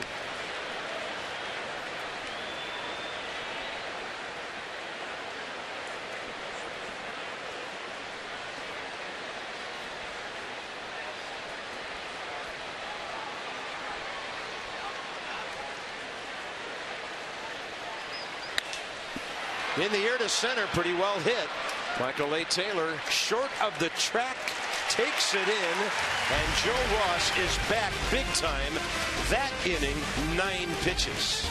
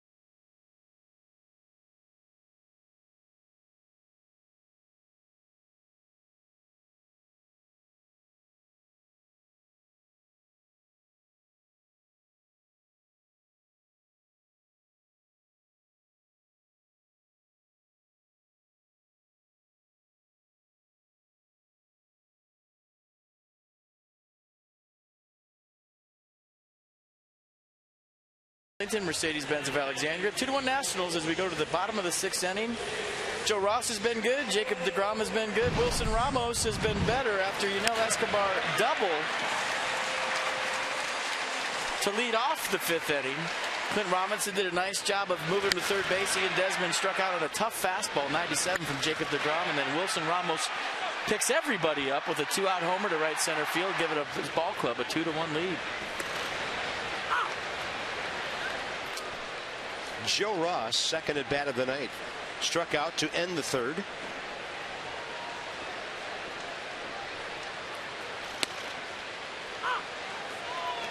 Joe Ross says, "I'll take that one." He sure did, didn't he? Give me that corner. I'll take that with the 2-1 lead. I'm not going to say a word.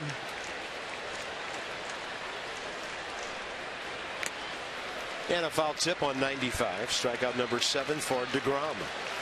He's fanned 3 of the last 4 batters, but the guy in between was Ramos with that long home run. So Michael Taylor's catch last night, I said I want to see it on StatCast. He covered 97 feet.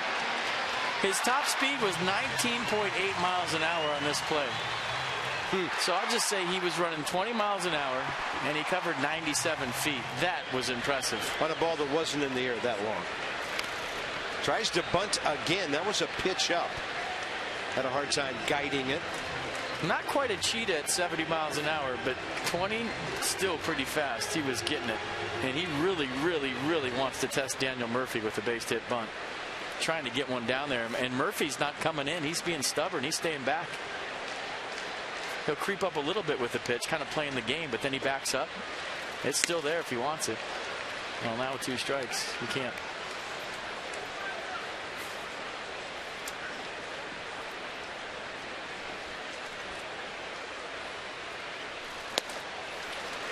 Well, that's pretty tough for a right-handed batter to deal with. Strikeout number 8. Taylor twice.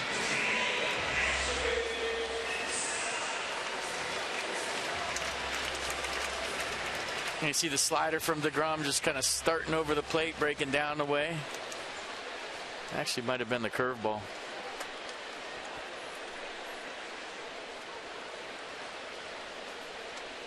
Danny Espinosa has struck out twice.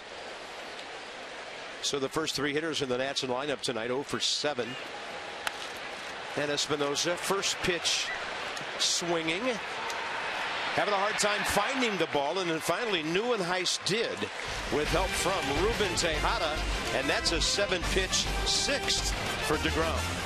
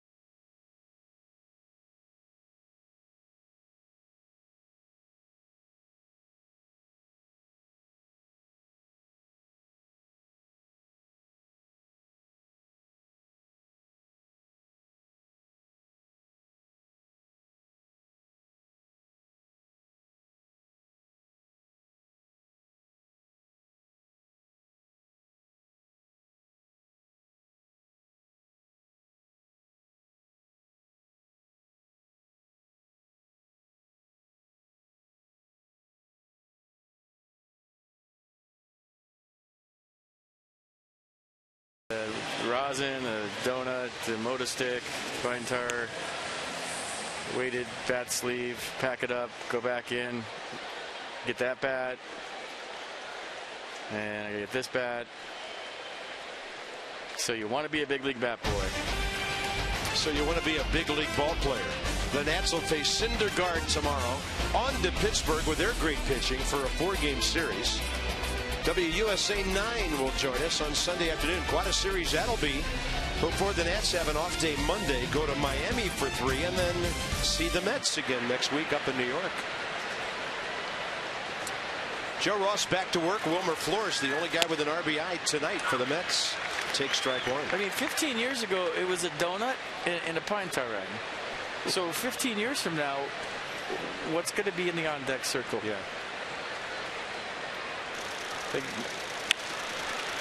Well, he hung one, and Flores hit it pretty well.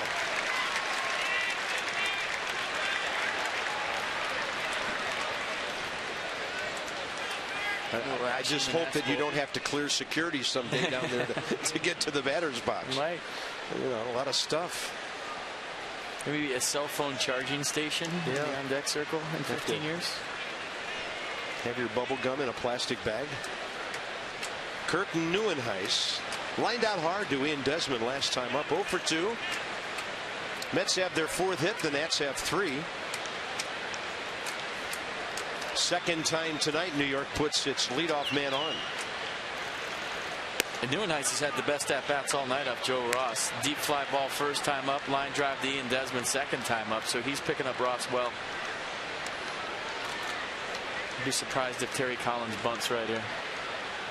Escobar on the grass at third. Desmond, Espinosa, double play depth. Ross keeping the ball down. It's pretty heavy down there at 93.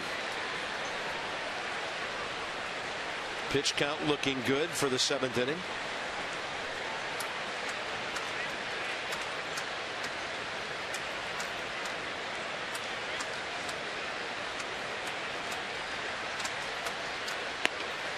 Brings that one back in for strike 2.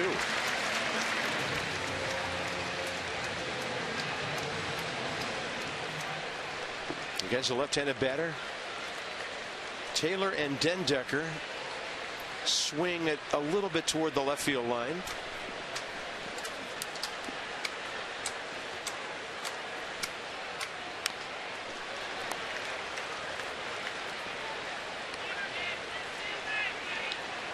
That's starting to get some activity in the bullpen with Felipe Rivero. Then a reminder about what Dan told us earlier in his minor league starts, and there's Felipe. By design, Ross didn't pitch any more than 5 innings in any start. Oh, the phone just rang again as we turned up the mic out there. 1-2. Jams him. That is a fair ball. Beyond Clint Robinson. Bryce Harper has to retrieve it, and the Mets will have runners at second and third. Ball spinning wildly right near the first base bag. I don't think Clint Robinson thinks that was a fair ball. He's looking in right now to home plate umpire Mike Malinsky. And Matt Williams coming out to talk to Malinsky too. And before the bag, it's the home plate umpire's call. After the bag, it's the first base umpire's call. And I think that's what Matt Williams is saying. It's your call. That's your call. And first base umpire Mark Wegner made that call. So until the ball crosses first base, it's the home plate umpire's call, correct? Yeah. And then after, as we saw in Atlanta on the high chopper that ended the game, it was the third base umpire's call there, and it's the first base umpire's call here. I think that was in front of the bag, wasn't it? Let's see.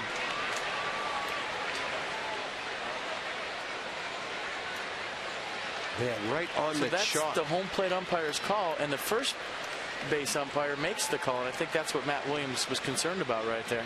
Either way, it's second and third, nobody out, regardless of what we think. Yeah, Kevin Plawecki, the hitter, infield in, tying run at third base, nobody out. And maybe he was looking at the home plate umpire. Maybe Mark Wegner at first was looking at Mike Malinsky and waiting for his signal before he signaled. I didn't see that. And they've charged Clint Robinson with an error on that. So no double for Neuenhuis. Robinson, third error of the year.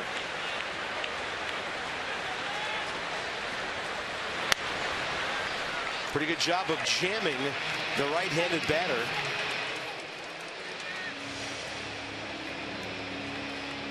And we'll see if Joe Ross here in the 7th inning has swing and miss stuff.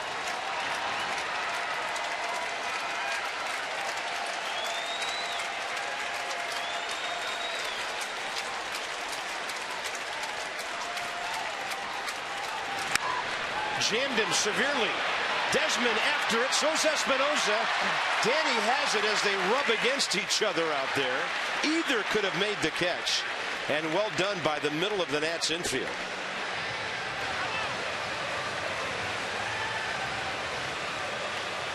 Well, that had danger written all over it. Great pitch by Joe Ross, and a big first out here in the top of the 7th. Huge first out here in the top of the 7th.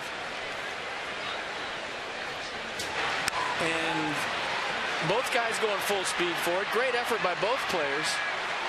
And Danny Espinosa, a little shove there to Ian Desmond at the end. And Wilmer Flores kind of creeping down the line. He was going nowhere. And that's going to do it for Joe Ross tonight. He'll get a great ovation. Big crowd here tonight.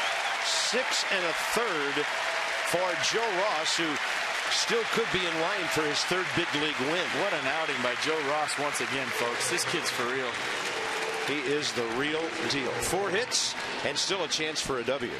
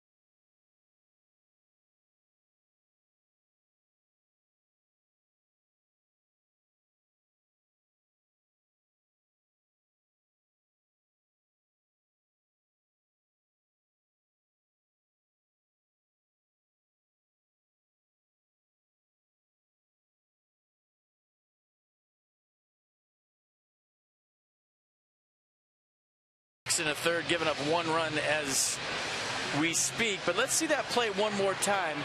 And initially it looked like Danny Espinosa pushed Ian Desmond down, but when you look at the Exmo we're going to show you, he actually tried to hold him up after he made the play. Watch this.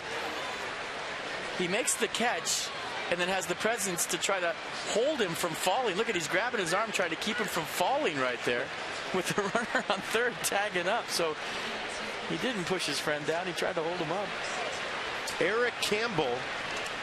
So the Nats get Jacob deGrom out of the game as Campbell pinch hits for him. Campbell hitting $174, and he's 0 for 7 as a pinch batter. He's 0 for 2 career against a nasty slider fastball combination. You just saw the first half of that from Aaron Barrett.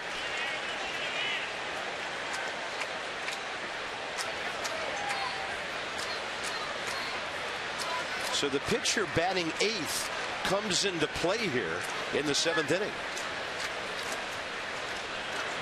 Another slider, and that's a base hit. Mets are going to send both runners. Harper's throw is airmailed, and Barrett backing up has to jump and catch it. The Mets lead 3-2. Second on the throw for Campbell, who delivers a huge hit for New York. Huge hit. Clutch hit. And it almost looked like Bryce was surprised that Tim Tuffle pushed Kirk Neuenhuis home with 1 out on the 1-hop bullet to Harper. Came up and looked, and he said, uh-oh, he's going. And you see the Barrett slider, just not a bad pitch. Good swing by Campbell right there. And watch Bryce. I don't think he thought Tuffle was going to send him, and then all of a sudden he comes up, and one of the first times we've seen him make a high throw this year. Now a runner at second, 1 out. For Juan Lagares, who's 1 for 4 against Aaron Barrett. So that completes the line on Joe Ross, who now could be the loser unless the Nats rally 3 runs, 2 earned on 4 hits and 6 1/3. Didn't walk anybody, struck out 4. 88 pitches, 59 strikes.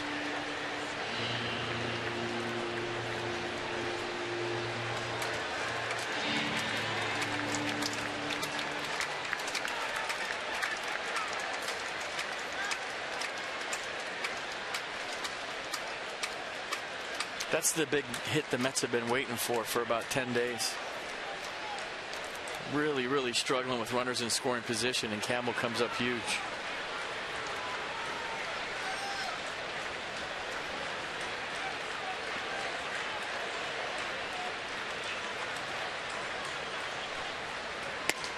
And Barrett with that fastball, 93 inside to Juan Lagares.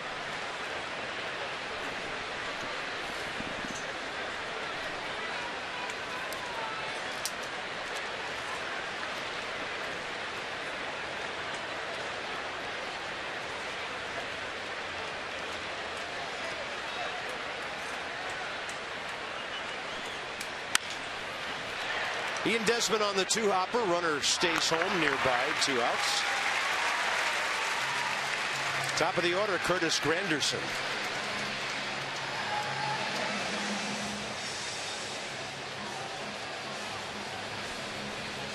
Granderson a base hit, a steal, a run scored tonight. 0 for 1 against Aaron Barrett, but he won't be facing him. It'll be the left-hander Rivero. So Aaron Barrett gets a batter, but gives up a crucial hit. That puts the Mets on top. So here in the 7th inning, it's now 3-2 New York.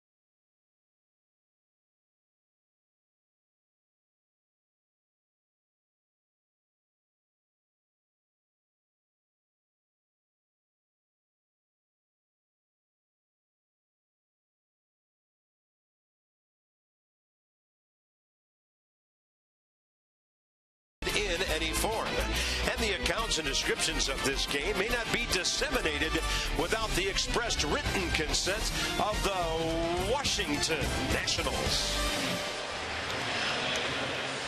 Well, a crazy bounce, a big difference for the Mets here in the 7th inning. That new and high bouncer that got by past Clint Robinson, the Campbell pinch hit, now Felipe Rivero, lefty-lefty matchup with Curtis Granderson as the Mets see Rivero for the first time.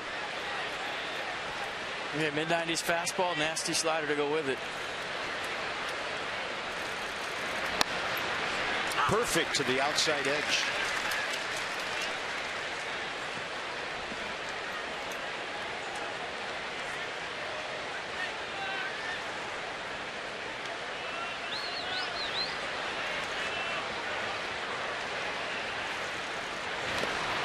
Then he goes with the big hook. Felipe has been impressive. 2.30 ERA. First 14 big league appearances, 18 strikeouts in just under 16 innings.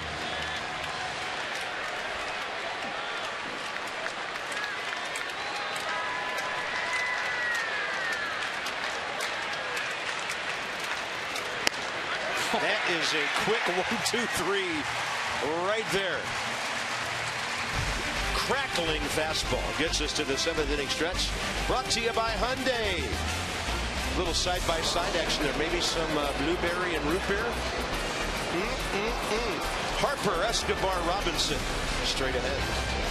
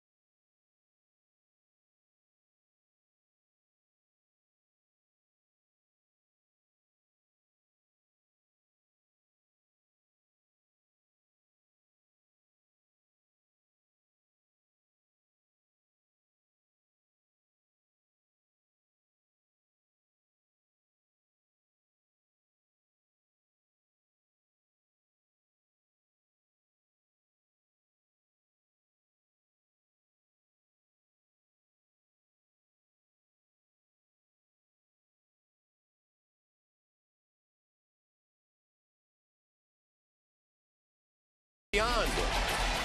Kind of where that camera is, way out beyond center field here. Big night at Nationals Park. Nice crowd. The Mets have taken a 3-2 lead. Little seesaw action going back and forth here. Joe Ross maybe deserved better. 3 runs, 2 earned in his 6 1/3, but you continue to be impressed with this rookie. I mean, he looks like he belongs.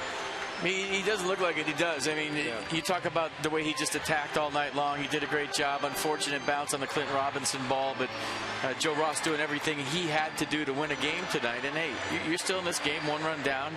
Felipe Rivero is going to start getting some high leverage innings. I haven't seen a lefty besides Aroldis Chapman with the stuff that he has. And every single time he goes out there, he's getting better and better. And talk about fearless Joe Ross, fearless Felipe Rivero. He has been the most impressive reliever in the Nats bullpen besides Drew Storm. I think that's a great call for dangerous hitters. 8th inning maybe. That'll be his calling, we think, pretty soon. So the Nats need to make a comeback here, but nothing wrong with what Joe Ross did tonight. No, the slider was great, and it looks like one of those no-dot sliders. What does that mean? Hitters pick up the dot on a slider normally, and you recognize the pitch. And based on the way you see guys swinging off Joe Ross, I don't know if they're picking it up. So the fastball command was good tonight, but the slider command even better. And once again, Joe Ross showing that he is indeed a major league pitcher. Guys start doing stuff like that, they don't go back to the minor leagues. They'll find a place for him. Well, Gio last night, Ross tonight. Let's see if the bats can answer. The Nats have 9 outs with which to work here, and Jacob deGrom is out of the ball game. It'll be Harper, Escobar, and Robinson against the 25-year-old right-hander Henry Mejia. And now Henry Mejia no longer the Mets closer because Jeurys Familia has 27 saves, tied for 4th in the big league. So got suspended. Now he's back, and he's turned into a setup guy for the Mets. So lost his closing role. You remember last year when he reeled in Ian Desmond after a save, and now he's a 7th inning guy. 80-game suspension. Back 2 weeks ago for violating MLB's Joint Drug Prevention and Treatment Program. Bryce Harper against Mejia, 0 for 4.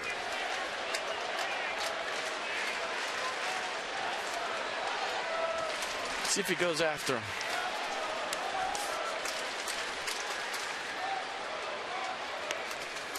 Soft on 84, way outside. This is that whole 7th inning, 1-run game. Do you pitch around Bryce Harper and put the leadoff man on, down by 1? Or do you go right after a guy with 27 home runs?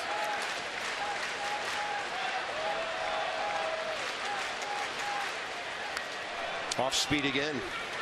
Just ball sitting up. Smelling his bat. And if you don't know why, if you follow the ball straight back, sometimes you can smell the wood burning. And the friction caused by the baseball.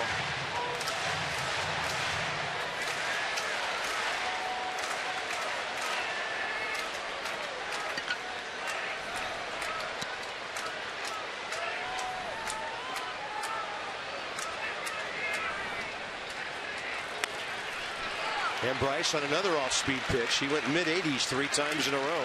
And Bryce Harper, a rare 0 for 3 tonight. Check out the sequence. Henry Mejia versus Bryce Harper. Slider, slider, slider. First pitch slider, backed up on him. Little overthrow. Second one hung up there. And the third one hung up there too. Just got a little bit in on Bryce. Yudel Escobar double to the left field wall last time up. And then he scored on the Ramos homer 2 outs later, 5th inning. Escobar, 1 career appearance against Mejia. It was a base on balls.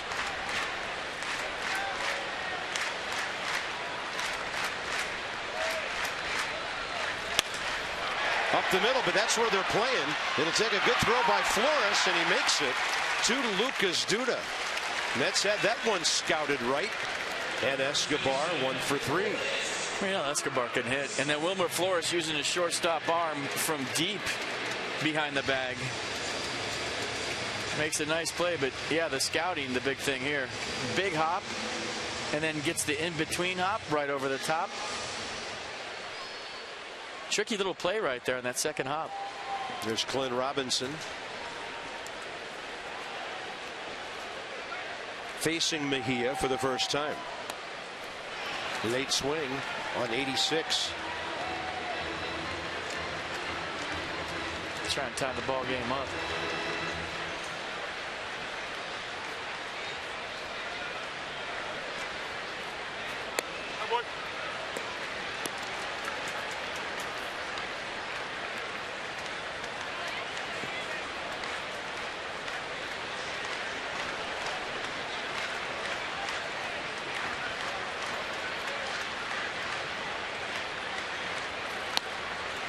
'84.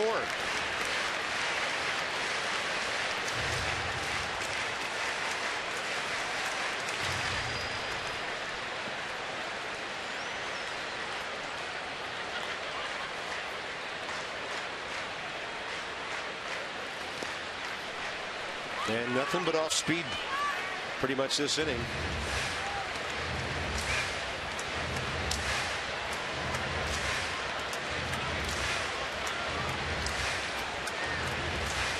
Now with 2 strikes, Daniel Murphy moves to the right field side of second base. And Ruben Tejada back to short. Terry Collins changing formations with 2 strikes.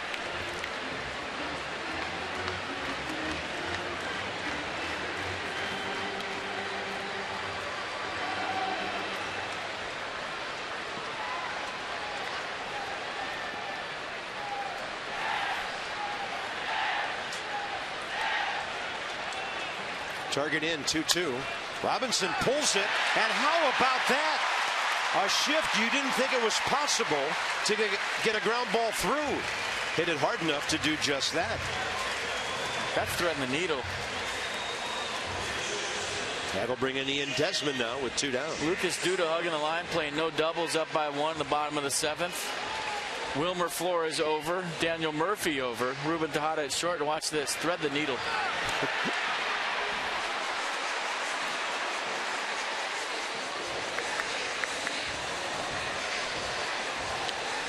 Ian Desmond has a career RBI against Mejia, 2 for 8.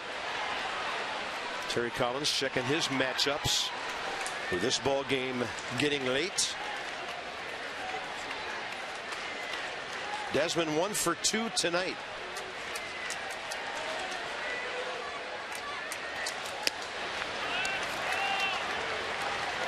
In the series, 3 for 6. Careful with that slider, Ian Desmond. And that's the pitch he got his first hit on, and he likes to catch those out front.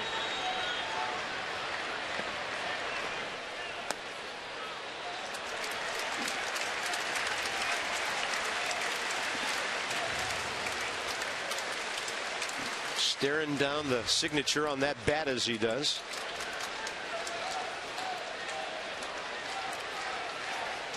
Two and 0, a lot of room left center. They've really got him played over toward the gap with Juan Lagares. And he did not get a fastball on 2-0, did he? Well, if that slider has a little more elevation, he was close. Just broke out of the zone, so a pretty good pitch by Mejia,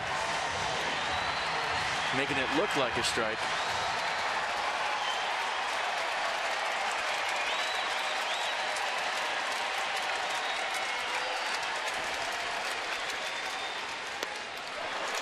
And another hook to even things up.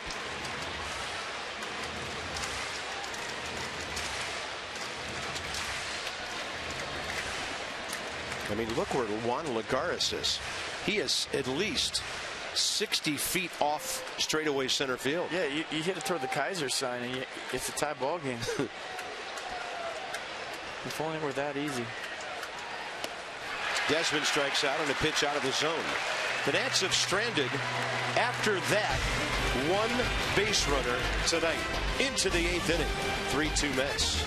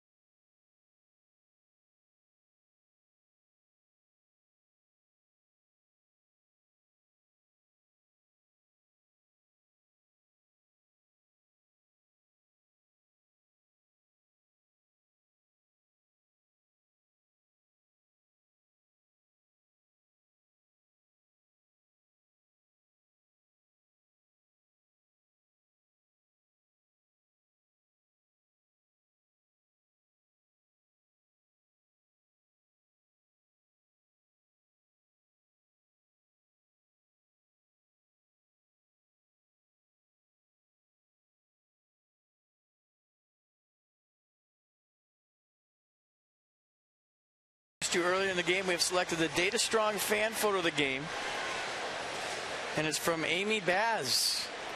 Tweet your strongest fan photo at hashtag NatsCouchGam, and you just might see yourself in an upcoming broadcast brought to you by T-Mobile. Thumbs up, couch in the background, huh? I like it. Well done. I mean, you're just sitting at home, and all of a sudden you're like, ah, we're on TV. I like it. We've been known to surprise.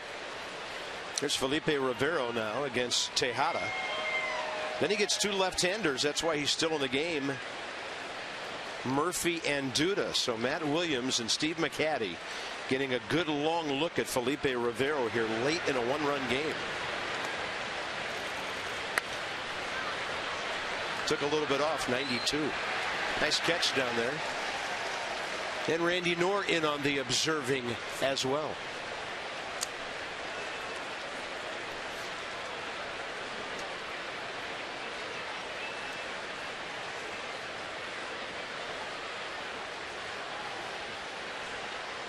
Target in. Ball was tailing outside, and Tejada late for it. No balls, 2 strikes. You just don't see comfortable swings even from right-handers against Felipe Rivero. I mean, let alone left-handers, where he's kind of stepping behind you and slinging that thing in there at 97 and starting the slider behind you if you're left-handed. But even right-handers having trouble catching up to the fastball from Rivero. That one bounces way out in front. And I'm wondering, yeah, obviously without stepping on in the box, if, you know, because he's so lanky, if he's letting go of that pitch a lot closer than most left-handers and still throwing mid-90s. There's a little deception delivery, a little crossfire action, and then the three-quarter slingshot coming. But he's really getting down far on that mound, and it looks like from up here his release points closer than most.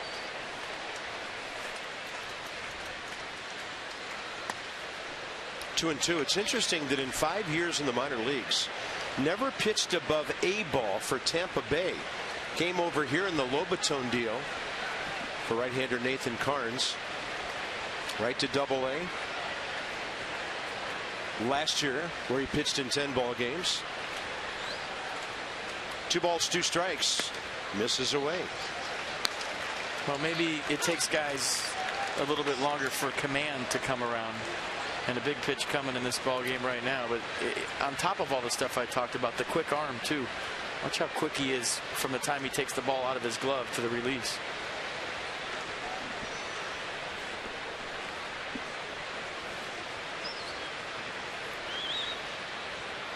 Full count, nobody out. Threw him a strike and got a pop up to the right side. Clint Robinson moving over. First out, 8th inning. Toyota K's for kids. And tonight, Joe Ross had 4 Washington area Toyota dealers helping children and their families with a donation of $37 every time a Nat strikes out an opposing hitter, and that goes to the Children's Inn at the National Institutes of Health. Unpleasant task now for Daniel Murphy stepping in. You're 0 for 3 looking at a guy like this.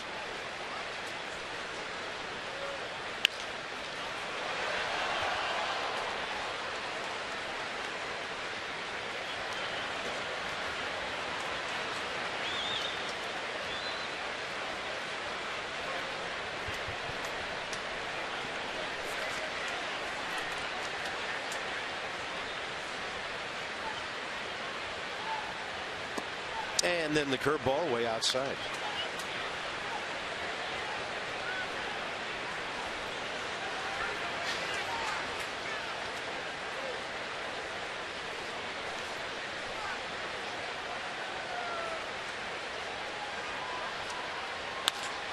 Challenge fastball. Desmond to his left.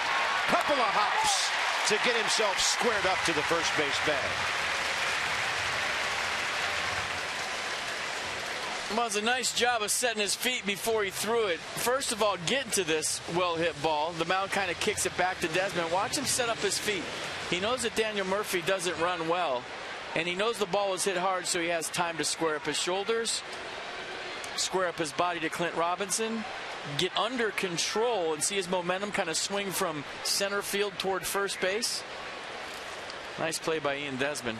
A lot of guys, when they go that far to their left, they had a tendency to just kind of fling it sidearm, and sometimes it gets away from here, but Desmond did a really nice job of setting his body and getting his feet underneath it and making a throw. That was nice.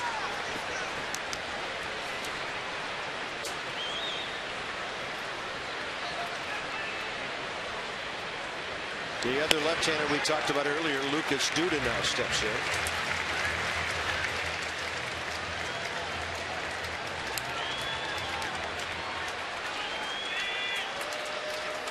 Duda tonight 0 for 2, hit by a pitch.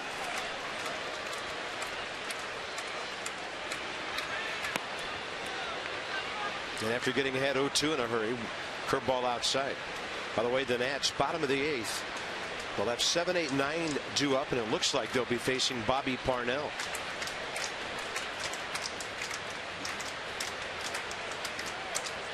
Target outside edge. Driven to right center. That ball hit a ton, and it is fortunately in the park, hitting high off the Geico sign for a 2-out double. Lucas Duda really stinging one.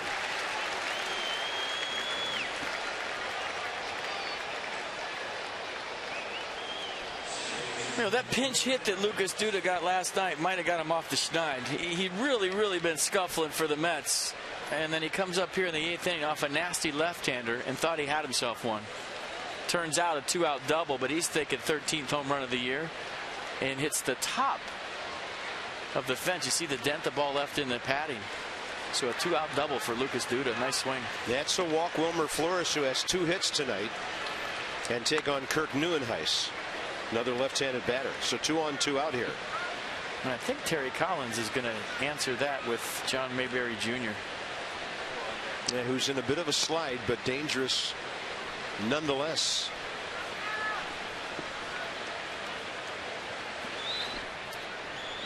Mayberry 0 for his last 11 when he steps in. Started in the ball game last night, went 0 for 4.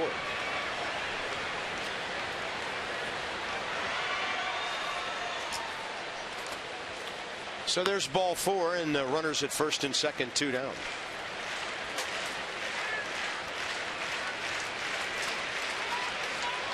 Wheels turning in a 1-run game.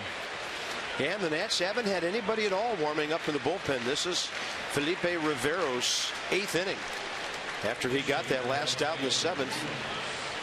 And by the way, that was intentional and the very first walk in the ball game tonight by either team.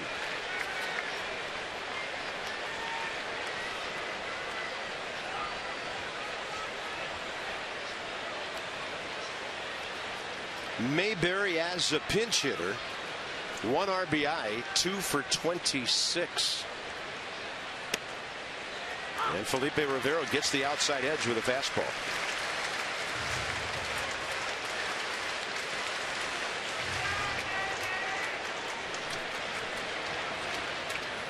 This is Bobby Parnell, a former closer, has been hurt a bit the last year or so. Poised for the 8th inning. And a ball scorched to center, but Taylor is there, cruises to it, and the Mets will not score. Wilson Ramos has a 2-run homer tonight. He'll lead off the 8th when we come back.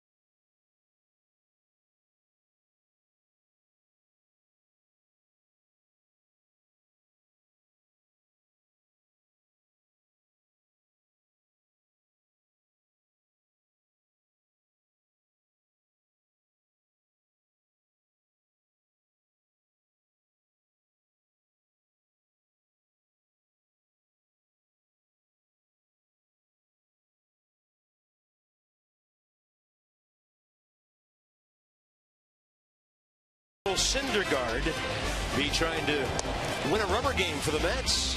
4-5, 3.05 ERA, and a 155 in his last 4 starts. Then there's Jordan Zimmerman, who's 8-5 this year, and also 8-5 against the Mets with a 2.91 career ERA against New York. 12 o'clock, high noon, Nats Extra, FP&I from the booth at 12:30. First pitch from Jordan Zimmerman, 12:35. Treat your clients, employees, friends, or family to an amazing outing here. Fan experiences can be included with your group, like watching batting practice from the dugout. You might be able to hold the finish line for the Geico President's Race. 202-675-NATS or nationals.com/groups to check it out. Book your group experience. John Mayberry Jr. stays into play left field. Bobby Parnell trying to get back to his form of a couple of years ago, and he used to throw the fastball more than he does now. Yeah, he used to throw it at 97. It's averaging 92 this year, coming off that big injury that he had. Curveball to go with it, so 2-pitch guy. Fastball, curveball for Parnell. 13th appearance of the season. Opponents hitting 250 against the Mets right-hander. Wilson Ramos is first. And Ramos 2 for 3 with a double, a walk, and 2 career RBIs against Bobby Parnell. Then Dendecker, then a pinch hitter. Could be Dan Uggla, who's got some career numbers against this right-hander. There he is.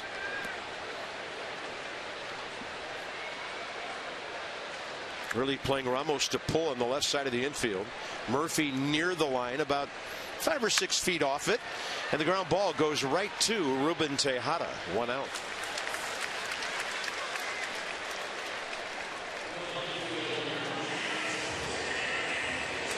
Matt Dendecker. 0 for 2 tonight. Hit a sharp ground ball to first in the 3rd and struck out swinging against Jacob deGrom in the 5th inning. And Tanner Roark getting ready for the top of the 9th. There's Dan Uggla coming out on deck.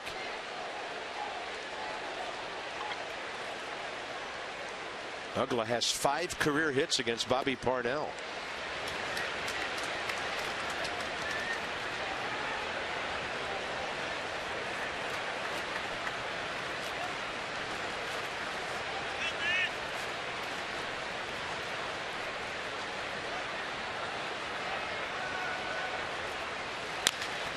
Chopper, and it won't get by the mound as Parnell goes over and cuts it off. 2 outs.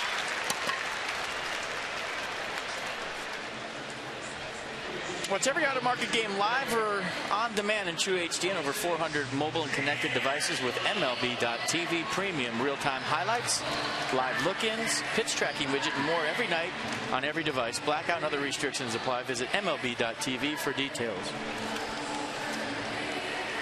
Dan Uggla 5 for 16 with a home run career against right-hander Bobby Parnell.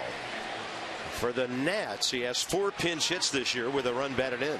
And Parnell coming off Tommy John surgery where he missed all of 2014, trying to get that mid-90s fastball back, but he's been effective. Still has that closer mentality. Now he has the 8th inning instead of the 9th for the Mets. Yeah, 30 years of age now, had 22 saves for the Mets 2 years ago. In fact, I think the only game he pitched against last year was against the Nats in that opening series up in New York, and then they shut him down the rest of the year. They could tell. I think you spotted it. He had no velocity compared to the fastball of the year before, and the next thing we knew, he was on the DL and out for the season like a day later. So here he is against Dan Uggla a year and a half later, trying to get an 8th inning job done here for the Mets. 2-0 count.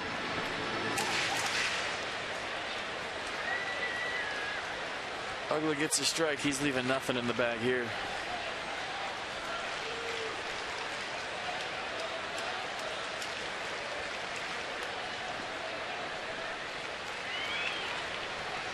Target in. Better get it in there. He did, and he got a strike with it.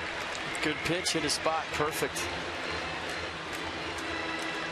2-0 fastball, borderline strike. Call goes the Mets in Parnell's way. 3-2 New York, bottom of the 8th. And that's way outside.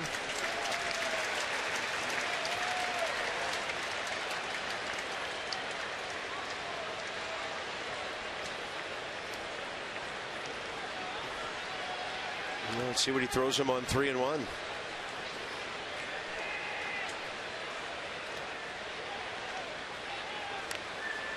It was a tailing fastball at 94.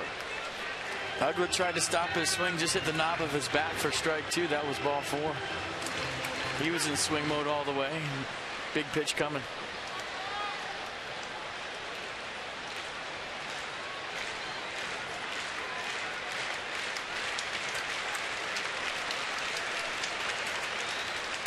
And he runs the fastball back to the outside edge at 96.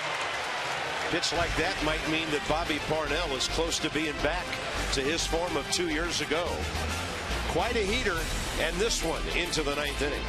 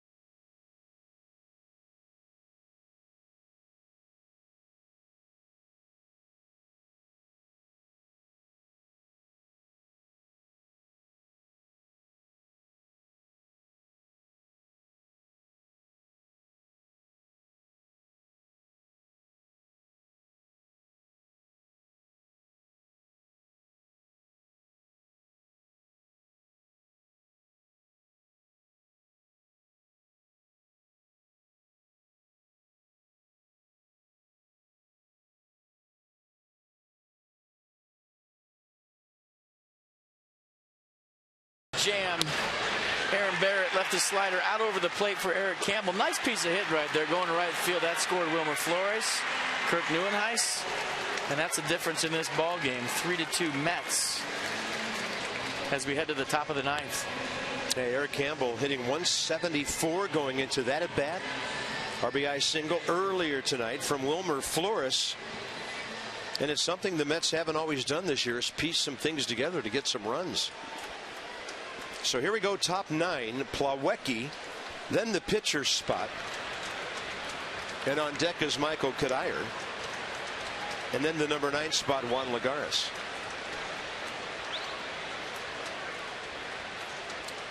Plawecki facing Roark for the first time. Jammed in with a fastball. He got enough to get it over the glove of Escobar. Dendecker over to cut it off to keep it a single. And now the throw might give up 2 more bags. The hitter's going to end up at third base.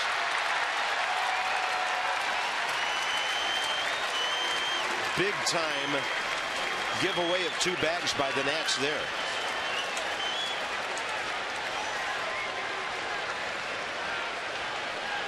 I think the ball hit Espinosa in the bare hand. Or maybe in the glove hand and jammed his thumb. Let's look at it again. This just got weird in a hurry. This little jam shot down the left field line. You're thinking, okay, might be a double. No, they held him to a single. I thought it was a good throw from Dendecker and hit Espinosa in the bare hand and got away from everybody. So a free 180 feet right there for the Mets after a leadoff single. Well, we showed you earlier tonight how good the Nats are when they don't make any errors. Tonight they've made 2. The first one led to 2 runs, and this could hurt as well. Michael Kadire somehow has never faced Tanner Roark, and he pulls one at just about a 90-degree angle to the left and puts it in his dugout. You know, a lot of times as a second baseman, when you see that in-between hop coming and you know the runner stopped at first base, you start backpedaling to create a bigger hop. Danny Espinosa got caught on the in-between hop right there, tried to knock it down. But he's so good with the glove that I'm wondering if that ball took a weird hop. And that's the only explanation you come up with when you have a guy as good as Espinosa with the glove, and to see a ball get by him like that. I don't think the throw was that bad.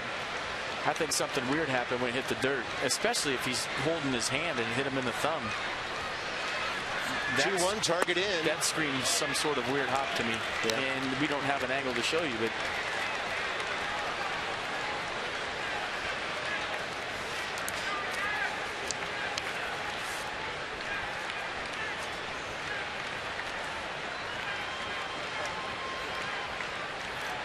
infield in, ball 4, 2 on, nobody out.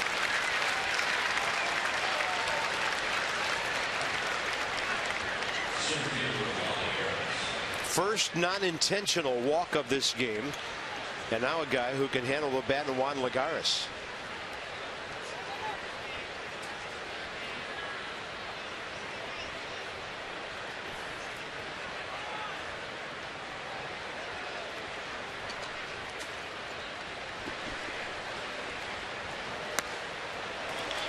good slider.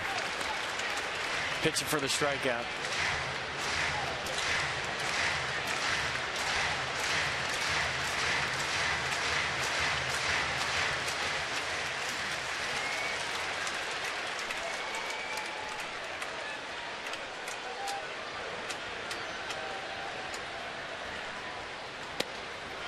Did he go? He did. Strike 2, says Mark Wegner down at first.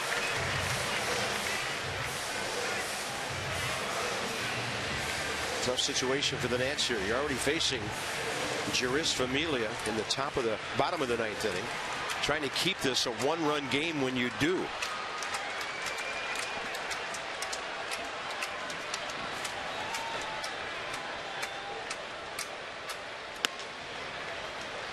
I mean, keep it a 1-run game. He got to face Bryce Harper in the bottom of the 9th. So, I mean, This is important right here to try to get out of this jam.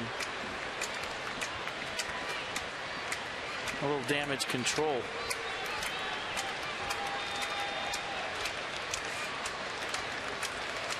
Target in. Right in on the hands. Good pitch.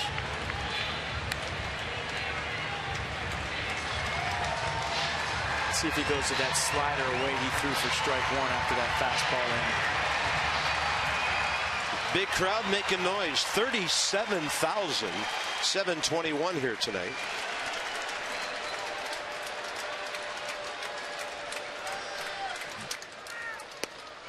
Couldn't get him to bite on the breaking ball outside. 2-2.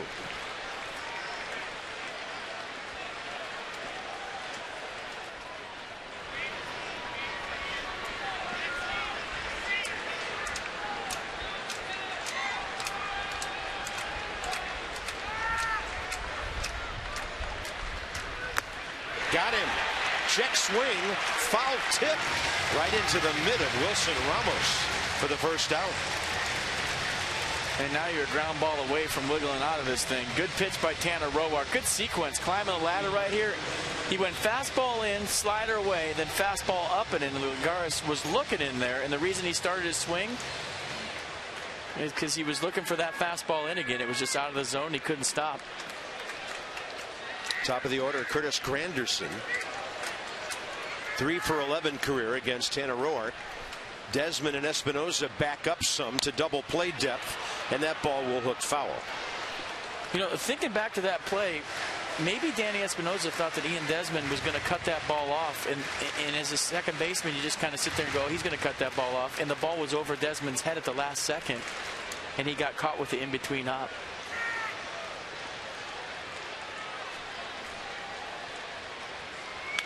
Granderson drives one to right center, and the Mets will lead by 2 on his second hit of the night.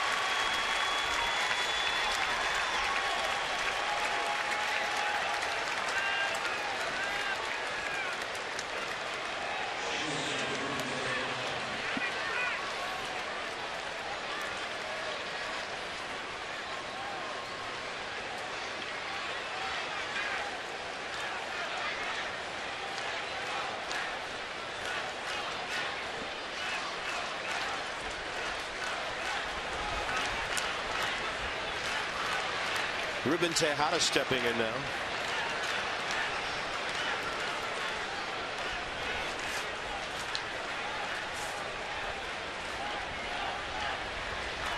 Double play in order here with 1 out, 9th inning. Tejada 1 for 10 career against Roark, and he gets a ground ball, but it's outside third.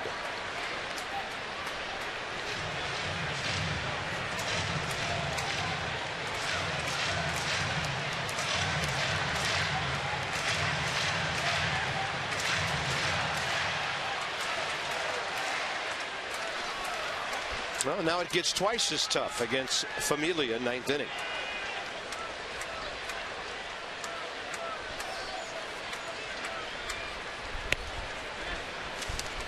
Well, you remember that stat that Mass and Dan had last night at the beginning of the ball game. The Mets 34-5 when they score 4 runs or more.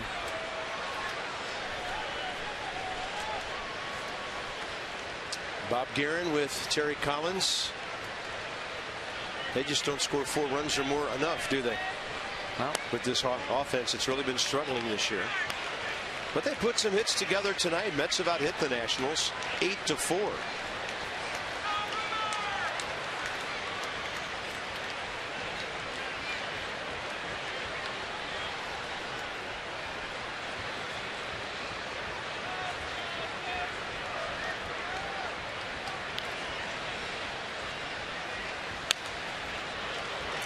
That'll even things up at 2-2.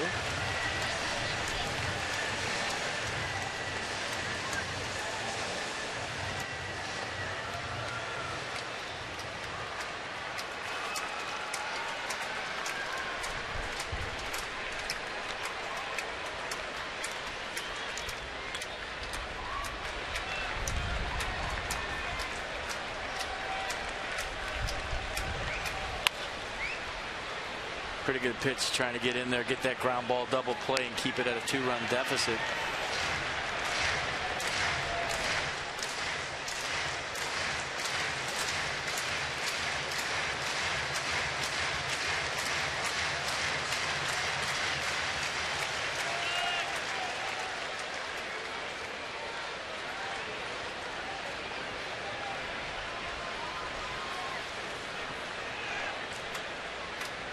Ruben Tejada, 17 RBIs on the year, 0 for 4 tonight.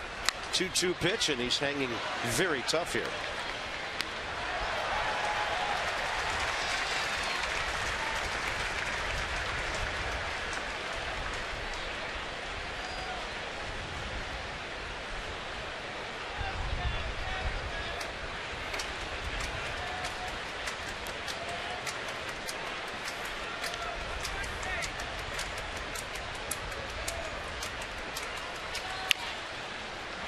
Yeah, a little battle going on. Trying everything to get Tejada to hit a ground ball or to go for the punch out. Elevated the fastball back to the slider.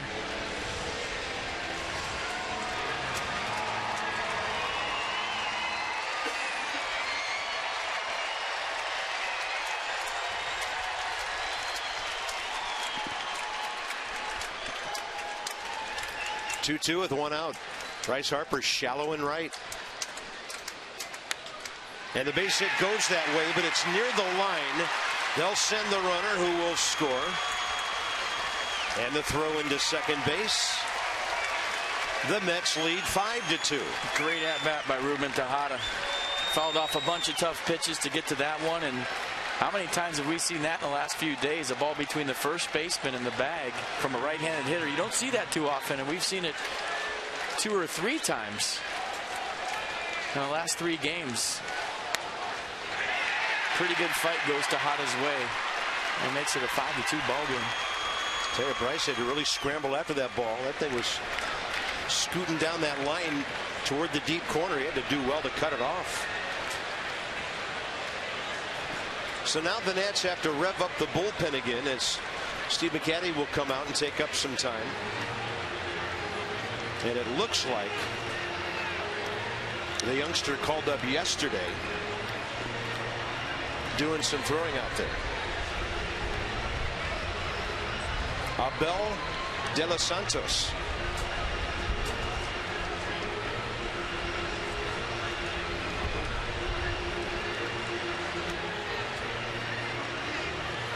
Still only 1 out in the inning, and runners at first and third for Daniel Murphy.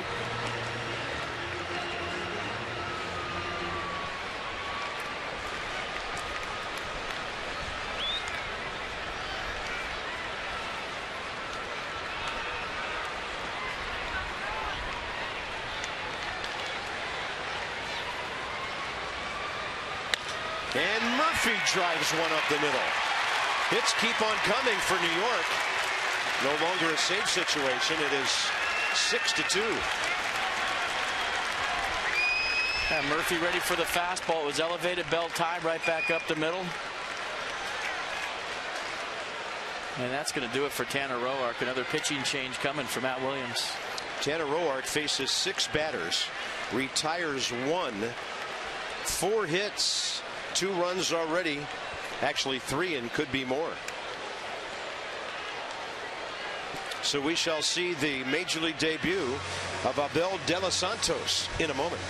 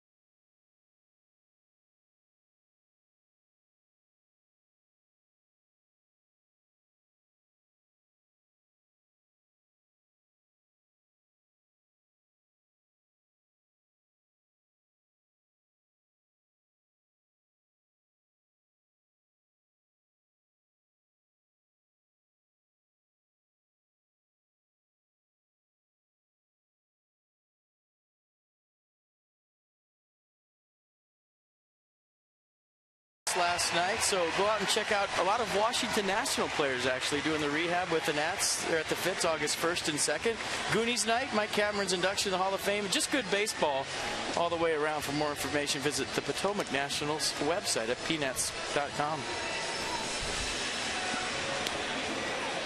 22 years of age, from Puerto Plata of the Dominican Republic, Abel de los Santos, 6'2", 180.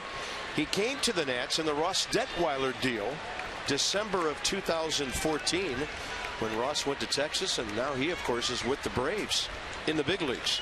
Lucas Duda in the righty-lefty matchup here. We'll watch them together for the first time. Mid-90s fastball, I'm told. Ball gets away, runners stay.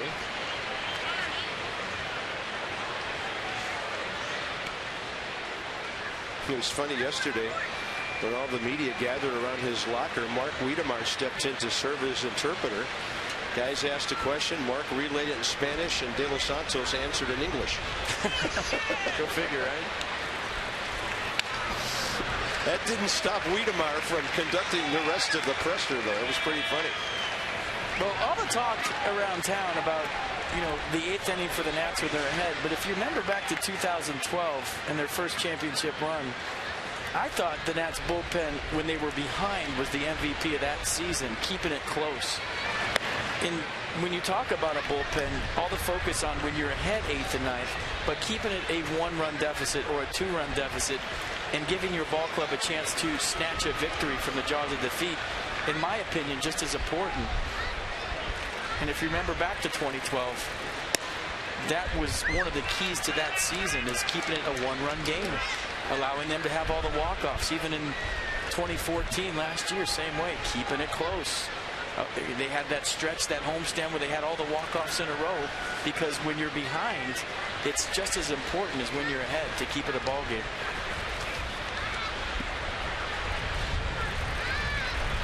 Pretty good fastball right there. 3 balls, 2 strikes now with 1 out.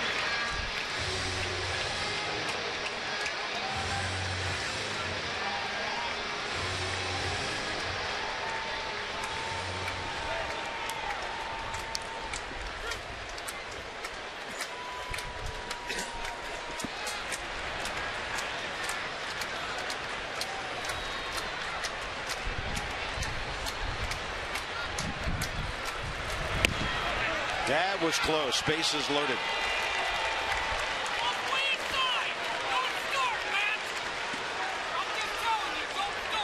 Right in here, Mike Malinsky and Matt Williams. Yeah, and the first thing he said was way inside. Well, we thought it was kind of close. Yeah, and you could hear Malinsky saying, don't start with me. And you look at the pitch, could have gone either way. Wilson Ramos held the mitt for a while. And whoever's taking pictures behind home plate has been killing me all night long. And I'm surprised that the second base umpire, Marty Foster, hasn't said anything. Busted bat. No way to turn 2 on this. Desmond gets the out. Mets score again, and it's 7-2.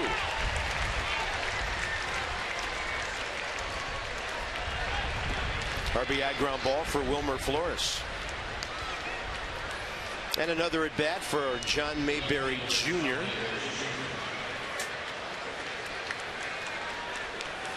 I tell you, that was an adamant answer by a rookie umpire to Matt Williams. Well, you like Matt Williams sticking up for his rookie in his major league debut out there. And that's got to make you feel good if you're a kid standing on a mound in a major league mound for your first time. Off-speed pitch inside.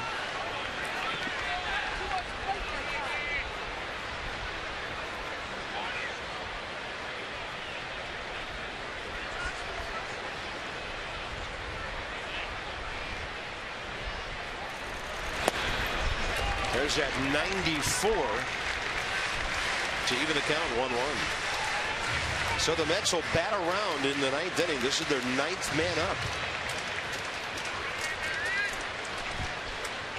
Kind of interesting that could turn out to be the opposite way we thought for both starters.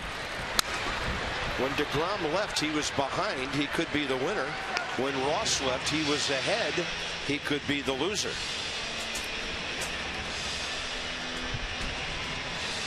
Yeah, this went from a really good game to in a hurry.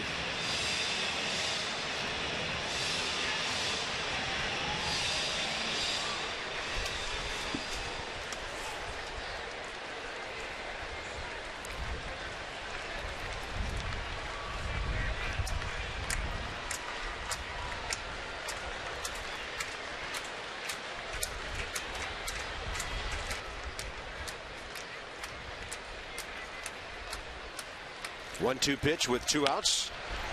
That Mayberry reaching.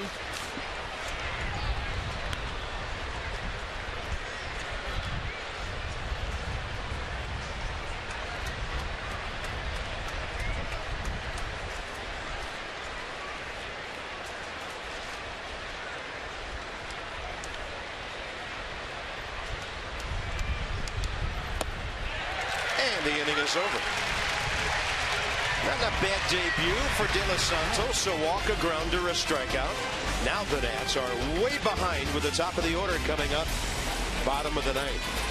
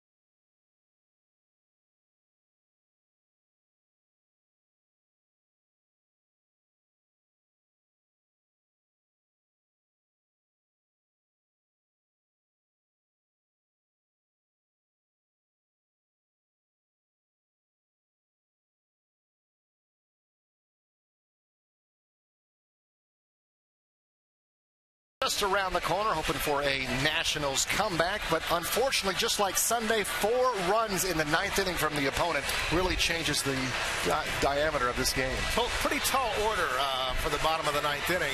A tough night offensively, only 4 hits so far, and the 2 errors have really hurt. And you look at what the Nationals possibly could do in the bottom of the inning with the top of the order coming up. We'll also look back on Joe Ross and Abel De Los Santos' rookie debut, guys, as we take it back upstairs. Yeah, long way to go here, Byron. Thank you, Phil. As we go, bottom of the 9th, and Jeurys Familia. He's had a storybook season for the Mets. The only reason he's not up among the league leaders in saves is because the Mets just haven't won enough games for him to do so. But 27, right behind Drew Storn and some other guys like Mark Melancon. Yeah, electric fastball, averaging 97 miles an hour this year. And a nasty slider to go with it, right at 90. Throws it 25% of the time. And maybe he needs the work, but with a 5-run lead, he had him loose. Terry Collins had him hot, and he's putting him in this ball game. I mean, the Mets lined up their rotation out of the break for this series, and Terry Collins taking this series extremely serious, that he has to beat the Nats to accomplish what they want to accomplish, so he's using his closer with a 5-run lead. Michael A. Taylor glad to be facing anybody other than Jacob deGrom, who struck him out twice and threw him out once on an attempted bunt. Taylor against Familia, 0 for 4 career with a strikeout. Suddenly the wind really whipping in the ballpark here. Kind of odd, the flag's out by Byron and Phil pointing toward the left. And the ones on the scoreboard are pointing the other direction. It's starting to rain a little bit. Yeah, we heard something about some possible storm activity later in the evening. Well, at about 10 minutes to 10, here we are. 2 balls, no strikes to Michael A.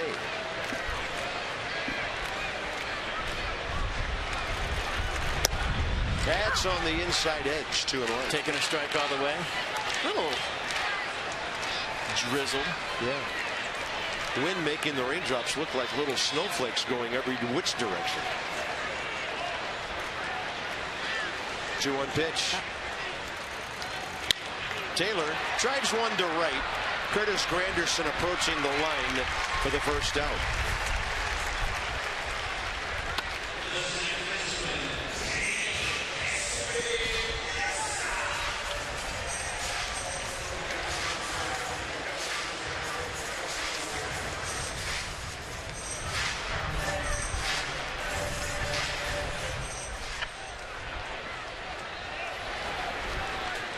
Danny Espinosa 0 for 3. 0 for 2 career against the right-hander Familia, with Bryce Harper on deck here.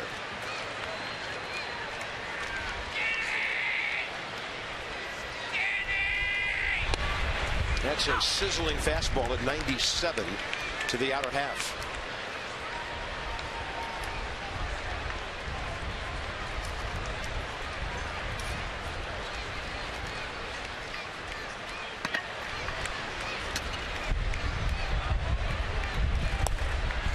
And he's late for 91.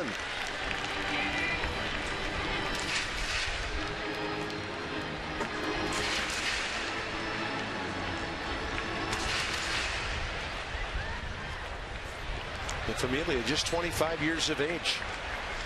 5 saves late in the season for the Mets last year, with a 2.21 ERA in 76 games. They liked what they saw. It's a race to the bag. Familia doesn't get there, and Danny Espinosa simply beats it. Looked like Familia was kind of wondering where the bag was as he watched Lucas Duda. Well, that's a base hit all the way. Good hustle by Danny Espinosa getting down there. Duda with a long flip, and that might have been the difference. Familia does a good job of getting over there, but watch how long this flip takes. And you're right, he didn't find the bag. He tried to tag Espinosa, and it was too late. And look at Espinosa playing hard like he always does. Turns an 0 for 3 into a 1 for 4 with hustle. I know you've talked about this before. Danny Espinosa is as fast as anybody on this team. He is. Bryce Harper has faced Familia 5 times and has been struck out every time by this guy.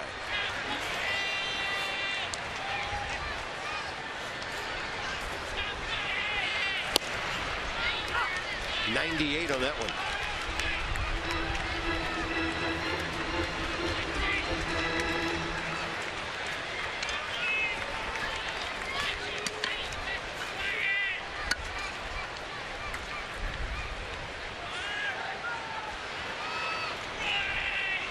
Target to the other side this time. And he misses in there. Oh, Bryce Harper got hit by that? Hit him right in the foot. Wow. Direct hit. What a thud that was. Ball off to the left. And Bryce Harper is hit by a hard one here. 91 in the 9th inning. That's not good.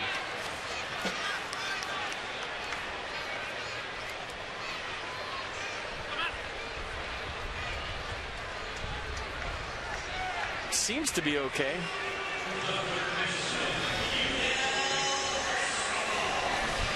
Let's listen to it one more time and take a look. Got him on the back foot, so that shin guard in the front had nothing to do with it. Where did it get him? Right on the toe. Right on the Under Armour logo.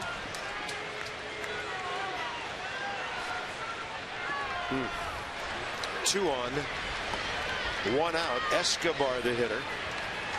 How big does that 4-run 9th look for the Mets right now? Escobar 1 for 3 with a double. Had a hit taken away and a sizzler up the middle last time by Wilmer Flores. Talk about closers and non-save opportunities all the time. Yeah. They don't have the same adrenaline. They don't have the same focus.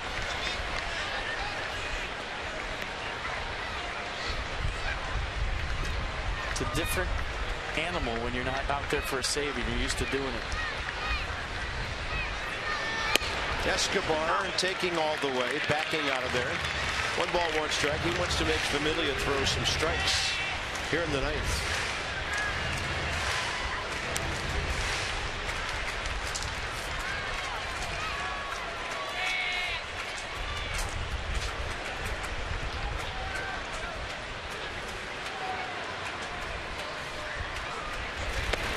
Takes it low, 2-1. Keep the line moving and see what happens. He gets aboard. We'll call it slam range +1. All right. Is that the storm approaching or his power zone? Yes.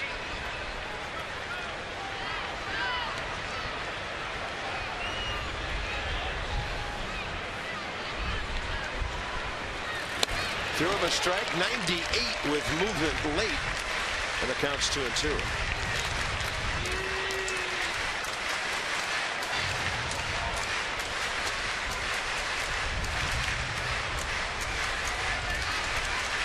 I'll tell you what, New York baseball has some pretty live arms in the back of both of their bullpens, whether it's the Mets or the Yankees. How about this guy against Dylan Betances? 2-2 pitch. Escobar not able to do anything with that. 2 outs. That was 99 with sink. Watch the late movement underneath the hands. Wow. 99 straight's hard enough, but with that kind of movement, almost impossible. And it's up to Clint Robinson, facing Familia for the first time.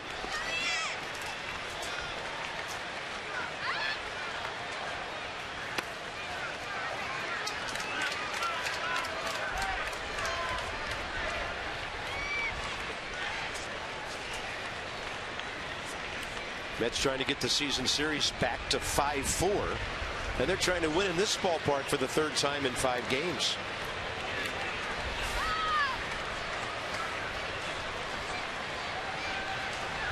Big shift on. Fastball right in there. Only taking a strike. Generally, teams behind will take a strike until you represent the tie in a go-ahead run. Trying to make him get in the zone.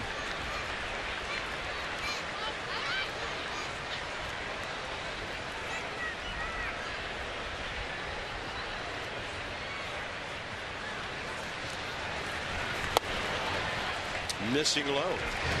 The thing about this inning, Familia getting close to 20 pitches here. Yeah, if they need him might tomorrow. affect him as far as being available tomorrow. Yeah, good point. Very good point.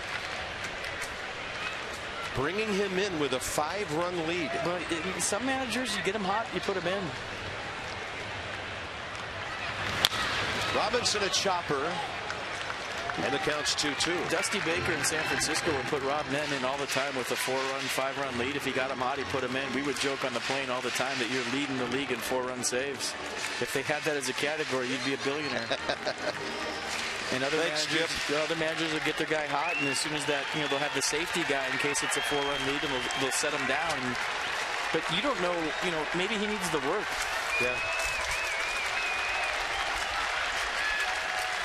2-2. The Nats are down to their final strike here.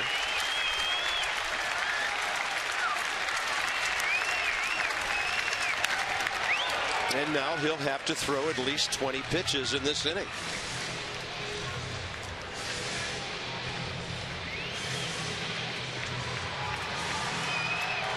Yeah, the 19th at St. Louis. Familia blew a save. Yeah. The 18th inning game. I mean, I don't think he needs the work. That was just a few days ago.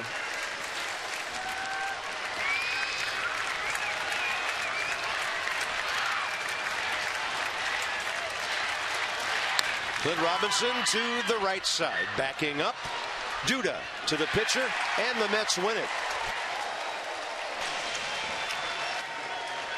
Decisive win when they put double-digit hits up on the board, and it'll set up a rubber game tomorrow, and a really good one between Jordan Zimmerman and Noah Syndergaard.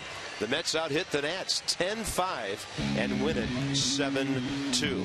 Hope you can join us tomorrow. We've got an early start for you. Earlier than most of our afternoon games at Nationals Park. 12:35. First pitch, Nats Extra at high noon. This has been a presentation of Masson. Stay tuned now. Byron and Phil with Nats Extra straight ahead. It looked like a promising night with Joe Ross for a while out-dueling Jacob deGrom. It turns out the other way. So long for just a while.